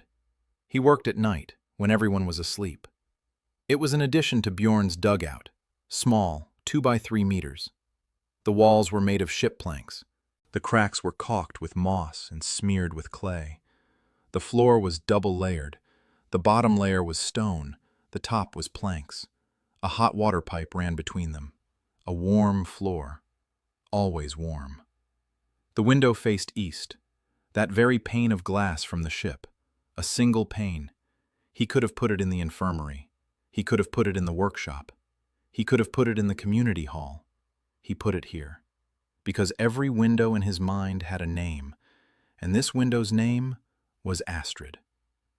There was a pot on the windowsill, a clay pot, molded by his own hands, crooked. In the pot was a sprout, barley, green, alive. Dan finished at dawn on the 61st day. He stepped out of the outbuilding. His hands were covered in splinters. His eyes were red from lack of sleep. He found Astrid by the communal hearth. She wasn't asleep anymore. Of course she wasn't. She'd gotten up before dawn, just like every day. She was counting the supplies. She was dividing up the portions, planning the day's work. Dan said he wanted to show her something. Astrid looked at him warily. She followed him. He opened the door to the outbuilding. Astrid went in. She stopped at the threshold. A small room. A warm floor. A window made of real glass. Morning light streamed through it in a murky golden glow. A green sprout on the windowsill. Against the wall, a cot made of fresh planks, covered with animal hides. Soft, clean, heated from below. A blanket lay on the bench, not a tattered communal one, but a new one, sewn from canvas and lined with rabbit fur. Una had brought the skins. Dan hadn't asked. She did it on her own.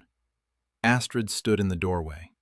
Then she took a step inside, then another. She touched the wall. It was warm. She touched the windowsill. She looked at the sprout. Then she turned to Dan. Her face was like that. Dan saw it and immediately stepped back. He said this was her room, only hers.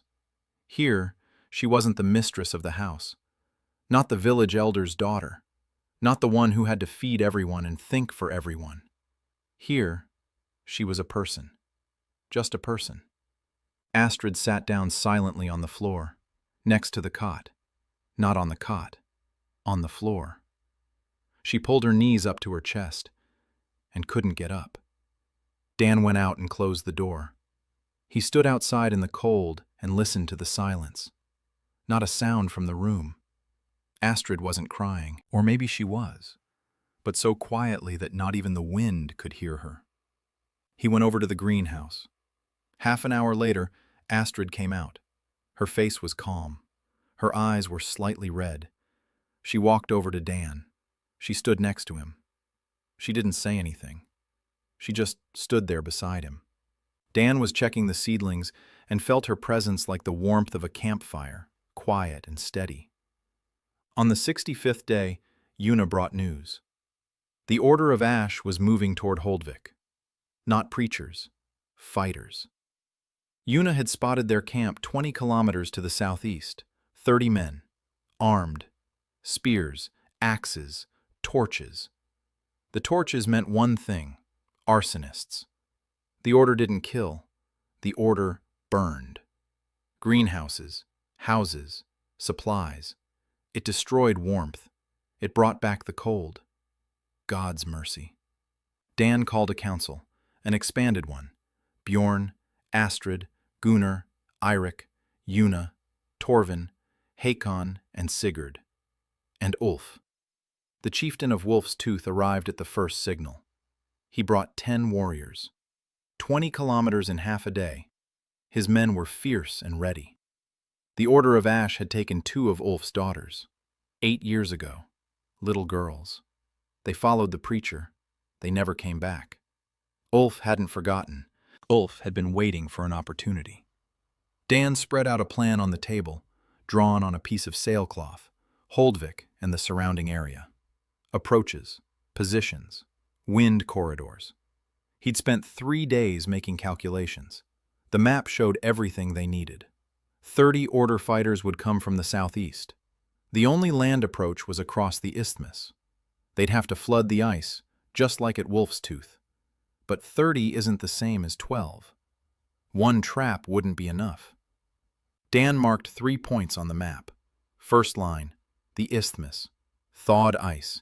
It would slow them down and break up their formation. Second line, the wind corridor.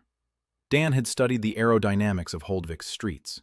2 dugouts on either side and an embankment to the right created a natural funnel. The wind from the north tripled in speed within this funnel. If the enemy crossed the isthmus and entered the village, they would find themselves in a corridor where the wind and snow would blow in their faces with such force that it would be impossible to keep their eyes open. Third line, reserve, boiling water, an underground hot water reservoir. Dan had built it over the past week, a large pit lined with stone and clay, filled with water from a spring. The temperature is 70 degrees, almost boiling. A pipe with a valve leads to the northern approaches. One turn of the lever, and hot water will gush down the chute onto the path in front of the gates. It won't kill anyone, but it'll stop anyone. Ulf listened to the plan, silently. Then he nodded. He said his men would take up positions on the flanks. Una would take the high ground, the roof of the smithy, the best vantage point. From there, she'd cover the entire isthmus. Dan looked at Bjorn. The village elder was pale but calm. He said the women and children would go to the distant dugouts. Astrid would lead them. Astrid said she would stay. Bjorn looked at her. She looked at him. Bjorn looked away first. Astrid stayed. They waited 2 days. On the 67th day, Una lit the first signal fire. Strangers were approaching. An hour later, the second. Danger. 3 hours later, they saw them. Gray figures on the white snow. 30 men in the order's robes. The mark of the rift was branded on their foreheads. They held spears and torches. A man without weapons led the way. Brother Tom, the preacher. He stopped at the isthmus and called out. His voice was soft, warm. He said that the order did not want bloodshed. The order wanted justice. Warmth is a sin. Greenhouses are heresy. Greenery in winter is an insult to the rift. Let Holdvik open the gates and allow things to be set right. Silence. Dan stood on the roof of the communal dugout. Bjorn was beside him. He replied that Holdvik would not open the gates. Toma nodded. He turned to his men. He waved his hand. 30 fighters moved forward, toward the isthmus. Dan turned the first lever. The gates opened. Hot water flowed under the ice. The first line took effect in 4 minutes. The ice on the isthmus began to give way. The order's front ranks slowed down. 2 of them sank knee-deep. Hot water gushed over their legs. They screamed, not from pain, but from surprise. Their torches hissed and went out in their wet hands. The formation fell apart. The order's men stopped, but not for long. They were fanatics. They believed that suffering was the path. Pain did not stop them. Pain confirmed that they were right. They crawled through the icy slush, soaked, furious, with eyes ablaze. 15 out of 30 crossed the isthmus, soaked to the waist, without torches, but with spears. They entered the village and found themselves in a wind corridor. The north wind lashed their faces with snow and icy grit. Visibility dropped to 0. They were blinded. They stumbled. They collided with one another. Their spears became entangled. One fell and knocked down 2 others. Una was firing from the roof of the smithy. Her bow sang. The arrows flew true, not at the men, but at the shafts of their spears, at the hands holding the weapons, at their legs. She wasn't killing them. Dan had asked her not to kill. Una said she'd try. Her tone made it clear she thought it was foolish, but she tried. 3 order fighters fell with arrows in their thighs. A 4th took an arrow in the shoulder and dropped his spear. The rest huddled together, blind, wet, frightened. The wind whipped their faces. Snow filled their eyes and mouths. Ulf's men struck from the flanks. "Don't hack and slash, tie them up," Dan insisted. Ulf argued. He wanted blood. For his daughters. For the past 8 years. Dan said that the dead wouldn't tell what had happened, but the living would. And they'd tell it right. That Holdvik isn't burning, that Holdvik still stands. That the order had come and lost, without a single corpse. That message was stronger than any sword. Ulf spat, but he agreed. His men bound the Order's fighters one by one, professionally, quickly. 20 minutes later, 15 men lay bound on the ground, wet, shivering, defeated. The other half of the squad remained behind the isthmus. They saw what had happened. They stood on the solid ice and watched as their brothers were bound in the blizzard. Tom's brother stood in front of them. His face was calm. He didn't run. Dan climbed down from the roof. He walked across the isthmus, alone. Bjorn shouted for him to stop. Dan didn't stop. He walked across the ice. The ice cracked beneath his feet. He knew where to go. The map showed the thickness. It's solid here, not here. 1 step to the left, 2 steps straight ahead, a turn. He reached Tom. He stood in front of him, 2 meters away. 15 Order fighters stood behind the preacher, with spears. Dan said that Tom had a choice: to leave, to take his wounded, to return to the monastery, to tell Ortons that Holdvik stands, that the land here yields crops, that people live here, and that if the Order comes again, next time Dan won't ask them not to kill. Tom listened. His face didn't flicker. Then he said that Dan didn't understand. Ortans won't stop. Ortans believes, truly, deeply. Ortans believes that every living child in the north is a child who wasn't saved from life. That every greenhouse is a cage that keeps people in the flesh instead of letting them go to the gods. Ortans loves people. That is precisely why he wants them dead. Dan was silent. Then he said he knew people like that. He knew them in a past life. People who love so deeply that they're willing to kill for love. He said that this is the most terrifying enemy, because he cannot be bribed. He cannot be intimidated. He can only be persuaded otherwise, or destroyed. Toma nodded. Then he turned and led his men away. The 15 bound fighters were untied and released. They followed Tom, limping, soaked, empty-handed. Una climbed down from the roof. She walked over to Dan. She told him he was an idiot, that they should have beaten them to death, that they'd be back. Dan said they'd come back, for sure, but not today, and not tomorrow. And by then, Holdvik would be ready. Una looked at him for a long time. Then she said that if he was going to die, he should warn her in advance. She wants to die first, because she doesn't want to be left alone again. Dan didn't know what to say. Astrid was standing by the gate. She heard everything. That evening, Dan sat alone in the greenhouse. He was tallying the casualties. There were no casualties. Not a single person killed on either side. 4 wounded from the Order. Una's arrows. Clean wounds. There survived. Holdvik had a single bruise. Torvin slipped on the wet ice and hit his ribs. Nothing broken. Lucky break. Dan closed his eyes. His hands were shaking.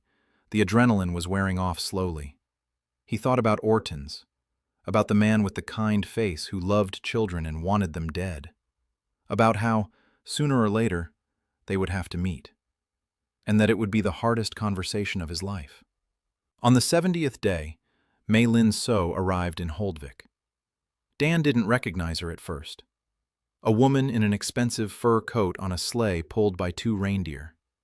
Behind her were 2 bodyguards, Southerners by the looks of it, warm cloaks, fine weapons, hired for money.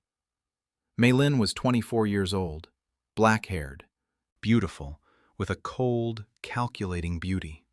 Her eyes were sharp, her smile was like a knife. She hadn't come out of love for the North, she'd come to do the math. Rumors about Holdvik had reached the southern smugglers. A village at the edge of the world where food grows from the ground. Hot water, greenhouses, commercial potential. Mei Lin was a sales agent, the best on the northern route. She bought fur in the north and sold it in the south at a 300% markup. She survived in a world where only the tough survived, and she became tough, steely, unbreakable. She walked into Holdvik and surveyed everything. The canals, the the greenhouses, the heating system, the communal warehouse. She asked for exact figures: how much water per hour, what the temperature was, what the yield was, what the cycle was. Dan showed her. Mei Lin calculated in her head faster than he expected. She was smart, very smart. And she knew the South, knew the markets, knew the prices, knew who to sell to, what to sell, and how to sell it.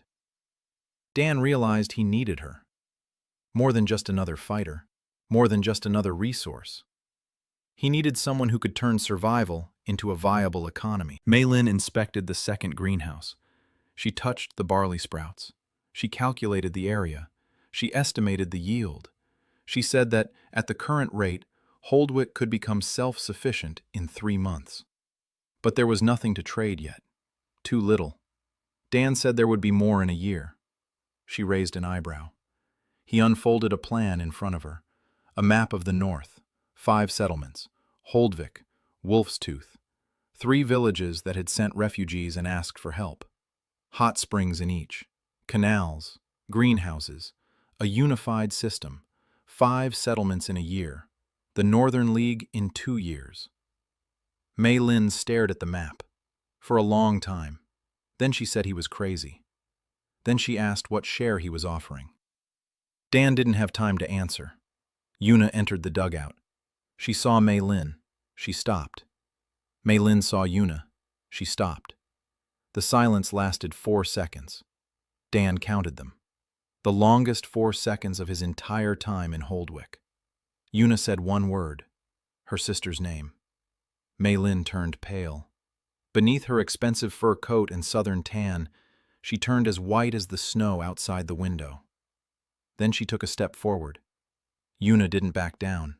She stood her ground. Her hand wasn't on the knife. It just hung at her side. Dan stood up and said he needed to check the pipes. He went outside.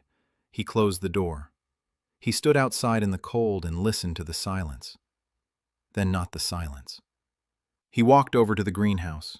He checked the pipes. All the pipes. Twice. He returned 4 hours later.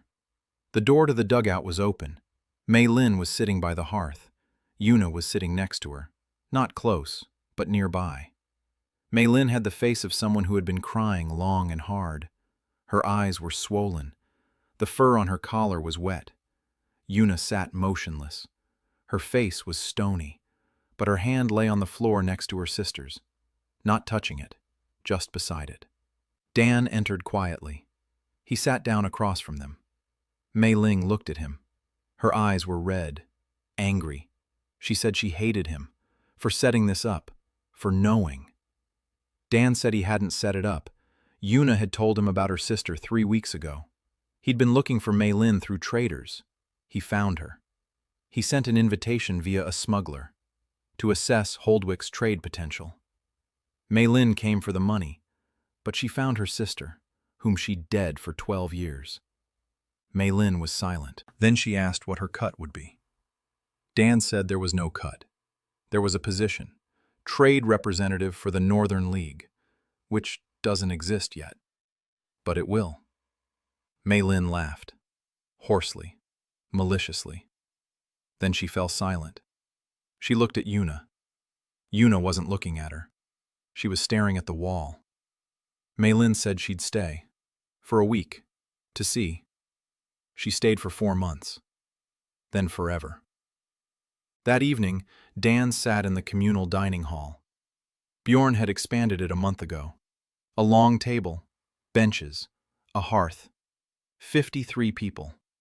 Holdvik had grown. Everyone was seated at the table. Old people, children, refugees, Ulf's people. Mei Lin in expensive fur among patched animal skins. Yuna by the wall. Food stood on the table, fresh. Turnips, barley flatbreads, soup with herbs, hot berry stew made from northern berries that Yuna had found in a ravine beyond the cape. And bread, real bread.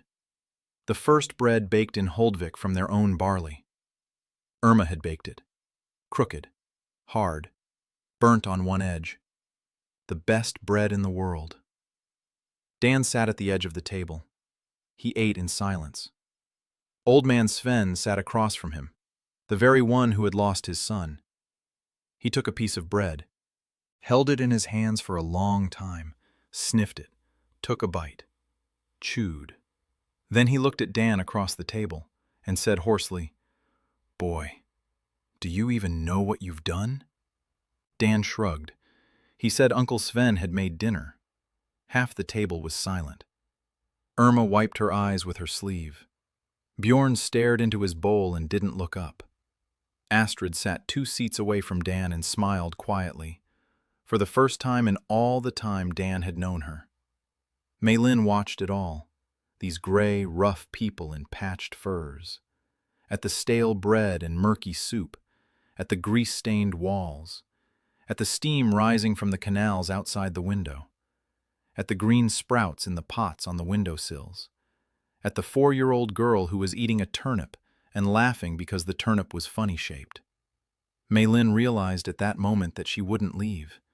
She would never say it out loud. She would never admit it, but she realized it. Dan could see it in her eyes. And he said nothing. A year had passed. Holdvik had become a town.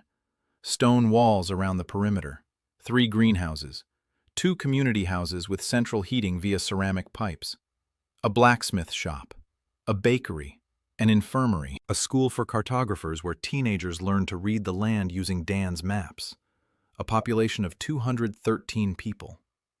5 settlements had joined the Northern League: Holdvik, Wolf's Tooth, Frostholm, where the healer Solveig came from, Stone Shore, 3 Pines. Each has its own thermal spring. Each has greenhouses. Each has heated floors and heating ducts. Dan drilled 7 wells in a year. Each one was exactly where the map indicated. Not a single mistake. The long night came as promised. Half a year without the sun. The sky went dark in a single day. One last dim dawn, and then darkness. 6 months of darkness. Holdvik held out. Warm domes over the greenhouses. Underground garden beds lit by oil lamps. Supplies for 8 months. Hot water day and night. The children slept in warm rooms. The elderly did not die in their sleep from the cold. Children were born, 4 during the long night. They all survived. The Order of Ash struck in the 3rd month of the long night. A full-scale assault. 150 fighters. Ortons sent them all. For him, this was his last chance. As long as Holdvik stood, his faith was cracking. Every living child, every green branch, every warm house in the north refuted everything he had believed in for 50 years. Dan was ready. A year of preparation. The city's streets had been rebuilt as aerodynamic corridors. The wind from the north had become a weapon. Snow lashed the attackers' faces, blinding them and knocking them off their feet. The approaches to the 3 gates were flooded with boiling water from underground reservoirs. Una commanded the archers on the walls. 20 archers. She had trained them herself, over the course of a year. From a lone hunter, she had become a commander. Still silent, still with a knife at her belt. But now she had people behind her, and she stood behind them. Ulf held the northern gate with 30 fighters. His men fought like wolves, for their children in warm homes. The battle lasted 4 hours. Dan stood on the tower and gave orders. He didn't fight. He didn't shoot. He commanded. Every reserve unit in the right place at the right moment. Every gate opened on time. Every wind corridor used to its fullest. He knew every meter of his city, every stone, every crack. And the city fought for him. The order retreated. 60 wounded, 12 killed. Dan didn't want any casualties. But the night battle left him no choice. Una never missed. And in the darkness of the long night, it was impossible to shoot at their legs. Dan stood on the wall after the battle and gazed into the darkness. Una was beside him. Astrid was beside him. Bjorn was beside him. He'd aged a year. But he was alive, strong. with a fire in his eyes that had returned and would never go out again. The long night was over. The first dawn after 6 months of darkness. Dim, gray, pathetic by any standard. But people had come out onto the walls and into the streets and were looking at it as if it were a miracle. Some were crying, some were laughing, some stood in silence. Dan stood in silence. Spring had come, if you could call -10 spring instead of -40. The snow began to melt on the southern slopes. The Northern League sent its first trade caravan south. Mei Lin led it, through the wall of fire, past the southern barons who regarded the northerners as savages. Mei Lin smiled her knife-like smile and sold them water supply and greenhouse projects. Rachel Vane's blueprints. The southern engineer had joined Holdvik 6 months after the League was founded. A redhead, wearing horn-rimmed glasses, with fingers perpetually stained with ink. She had fled the Royal Academy of Valor, where she'd been accused of heresy for attempting to study the northern lands. Dan gave her a workshop. One rule: no one here will laugh at your questions. Rachel worked like a woman possessed. Her drawings were precise, beautiful. The southern barons paid in gold. Solveig set up an infirmary. Warm walls, boiled water in the pipes. Glass windows made from sheets that Rachel had learned to fuse from northern sand and lye. An inscription on the door that Dan had carved himself. No one dies of the cold here. Solveig read it every morning. Kyra Pepper was the last to arrive. A former novice of the order, sent to spy. Fragile, shaven head, scars from ritual burns on her forearms, gray eyes. She came to find Holdvik's weak spots. She found the greenhouse, and she stayed. Dan didn't argue with her faith. He just called her every week to plant seedlings, in silence, for hours. Her hands in the soil, warm, damp soil that the order considered a sin. Kyra planted and remained silent. Once, she dropped a seedling. She was startled by her own smile, by the fact that she felt good. Dan picked up the seedling and said it was okay. It would grow anyway. The earth forgives. Kyra stayed. She became the League's eyes and ears within the order. She knew them from the inside, every ritual, every monastery, every weak spot. She became the team's conscience, quiet, thoughtful, with philosophical questions in the middle of dinner that made Gunnar drop his spoon. In the summer of the second year, Dan found the truth. In the archives of a southern merchant. In an old book that Mei Lin had bought for 3 gold pieces at the Valor market. The book told of the rift in the heavens. Not a catastrophe, not the will of the gods. A weapon, an artifact created by the southern kings 300 years ago to destroy the northern dynasty, to freeze out a rival, to kill an entire people with cold. And his body, the body of the orphan Dan, the last descendant of that dynasty, the last of its bloodline, hidden in a remote village by those who remembered. The terraforming system wasn't a gift that came out of nowhere. It was a legacy, a gift from the dynasty that, for the first time in 300 years, had found a bearer with the wits to use it. Dan sat in his workshop at night, staring at the book, then at his own hands, hands that weren't his own, the hands of the last heir to the northern dynasty. Then he closed the book and went to sleep. In the morning he convened the council, the full council: Bjorn, Astrid, Una, Mei Lin, Rachel, Solvi, Kyra, Ulf, Gunnar, Eirik. He told the truth, the whole truth, about the dynasty, about the artifact, about how the eternal winter was man-made, about how somewhere beneath the capital of Valor stood a machine that had been freezing their land for 300 years, and that it could be destroyed. Silence, a long silence. Then Bjorn asked what needed to be done. Dan said they needed to head south, not as an army, as a group, quietly, find the artifact, destroy it. Una said she'd go. Mei Lin said she knew a way through the wall. Rachel said that based on the description in the book, she could determine the type of structure. Kira said that the Order had old maps of the dungeons beneath Valor. She could get them. Astrid said she would stay behind. The city had to stand. Someone had to hold it. Dan nodded. He looked at her. She looked at him. He left 3 days later. With Yuna, with Mei-Lin, with Rachel, with Kyra. 5 people. South. Through the wall of fire. Through the southern kingdom. Quietly. Like a reconnaissance team. In the dungeons beneath the capital of Valor, they found an artifact. A massive structure of stone and metal. 3 centuries of uninterrupted work. Stone pipes extending hundreds of meters into the ground. An icy breath rising from the depths. A man stood beside the artifact. Ortons, the supreme ash-bringer. An old man with a kind face and a quiet voice. He knew.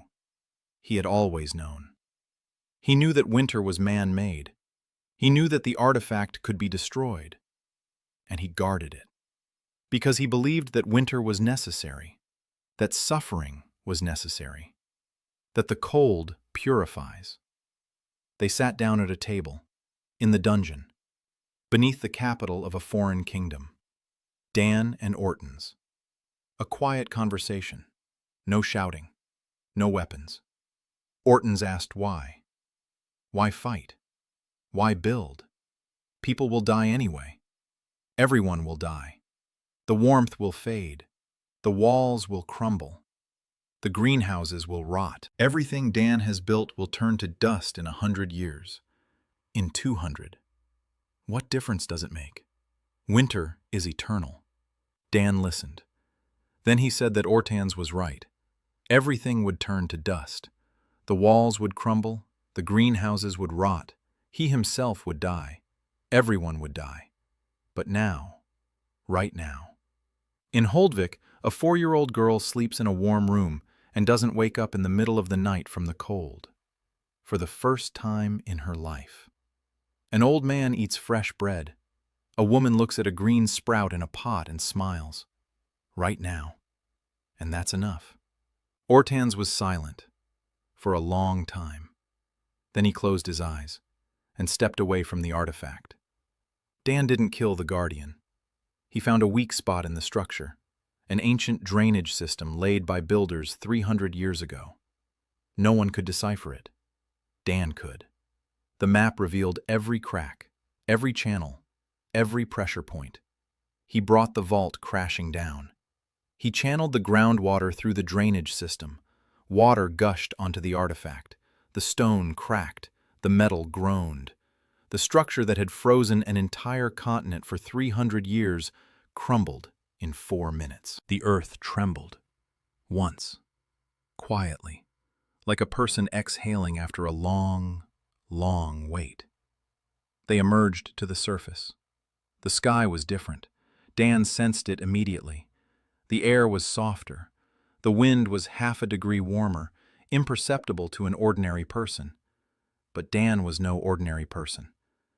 In the underground chamber he found a room, an ancient one, adorned with frescoes.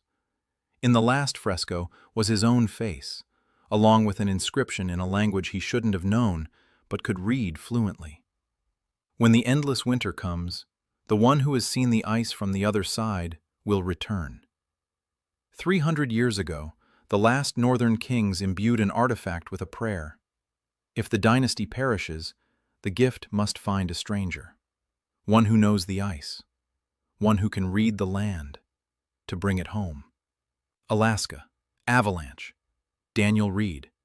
The answer to a prayer uttered 300 years ago. They returned to Holdvik 20 days later, early spring of the 3rd year. The city stood. Stone walls, lit windows, smoke, cousin. The cry of seagulls over the harbor. Everyone was waiting at the gate. Astrid holding a warm cloak. Yuna beside him, a knife at his belt and his face flushed. Mei-Lin with her ledger. Rachel with a new blueprint. Solveig with a hot mug. Kyra with a handful of snowdrops, the first ones of her life. She'd picked them herself because for the first time, She'd allowed herself to. Dan stood at the gate and looked at them. Then he raised his head. For the first time in 300 years, a real dawn was breaking over Holdvik. Not dim, not gray, but real. The red sun rose over the gray sea. Slowly, heavily, as if it couldn't believe it was allowed to rise again. Light fell on the city walls, on the roofs of the greenhouses, on people's faces. 213 people came out into the streets and looked up at the sky, in silence. Someone on the far wall began to weep aloud. Bjorn stood nearby, aged, gray-haired, alive. He placed his hand on Dan's shoulder and said, "Well then, King?" Dan was silent for a long time. He looked at the sun, at the city he had built from nothing, from a handful of seeds and hot water and stubbornness and sleepless nights, at the people he'd rescued, one, by name. Astrid with her room and the sprout on the windowsill, Una with her boots, Irma with her east-facing window. Every wall, every canal, every window, behind each one was a name. Behind each one was a person. Then he replied, "Uncle Bjorn, I'm not a king. I'm just a scout. It just took 3 years to scout the area." Astrid, standing nearby, laughed quietly through her tears. Una turned away. But Dan could see that she was smiling, for the first time ever. And somewhere to the south, in the throne room of Valor, the young queen was reading a report that the North had awakened. And in the margins, she wrote a single word: "Find." The sun was rising. The snow was beginning to melt. The land was waking up. It had waited 300 years, and now it had finally waited long enough.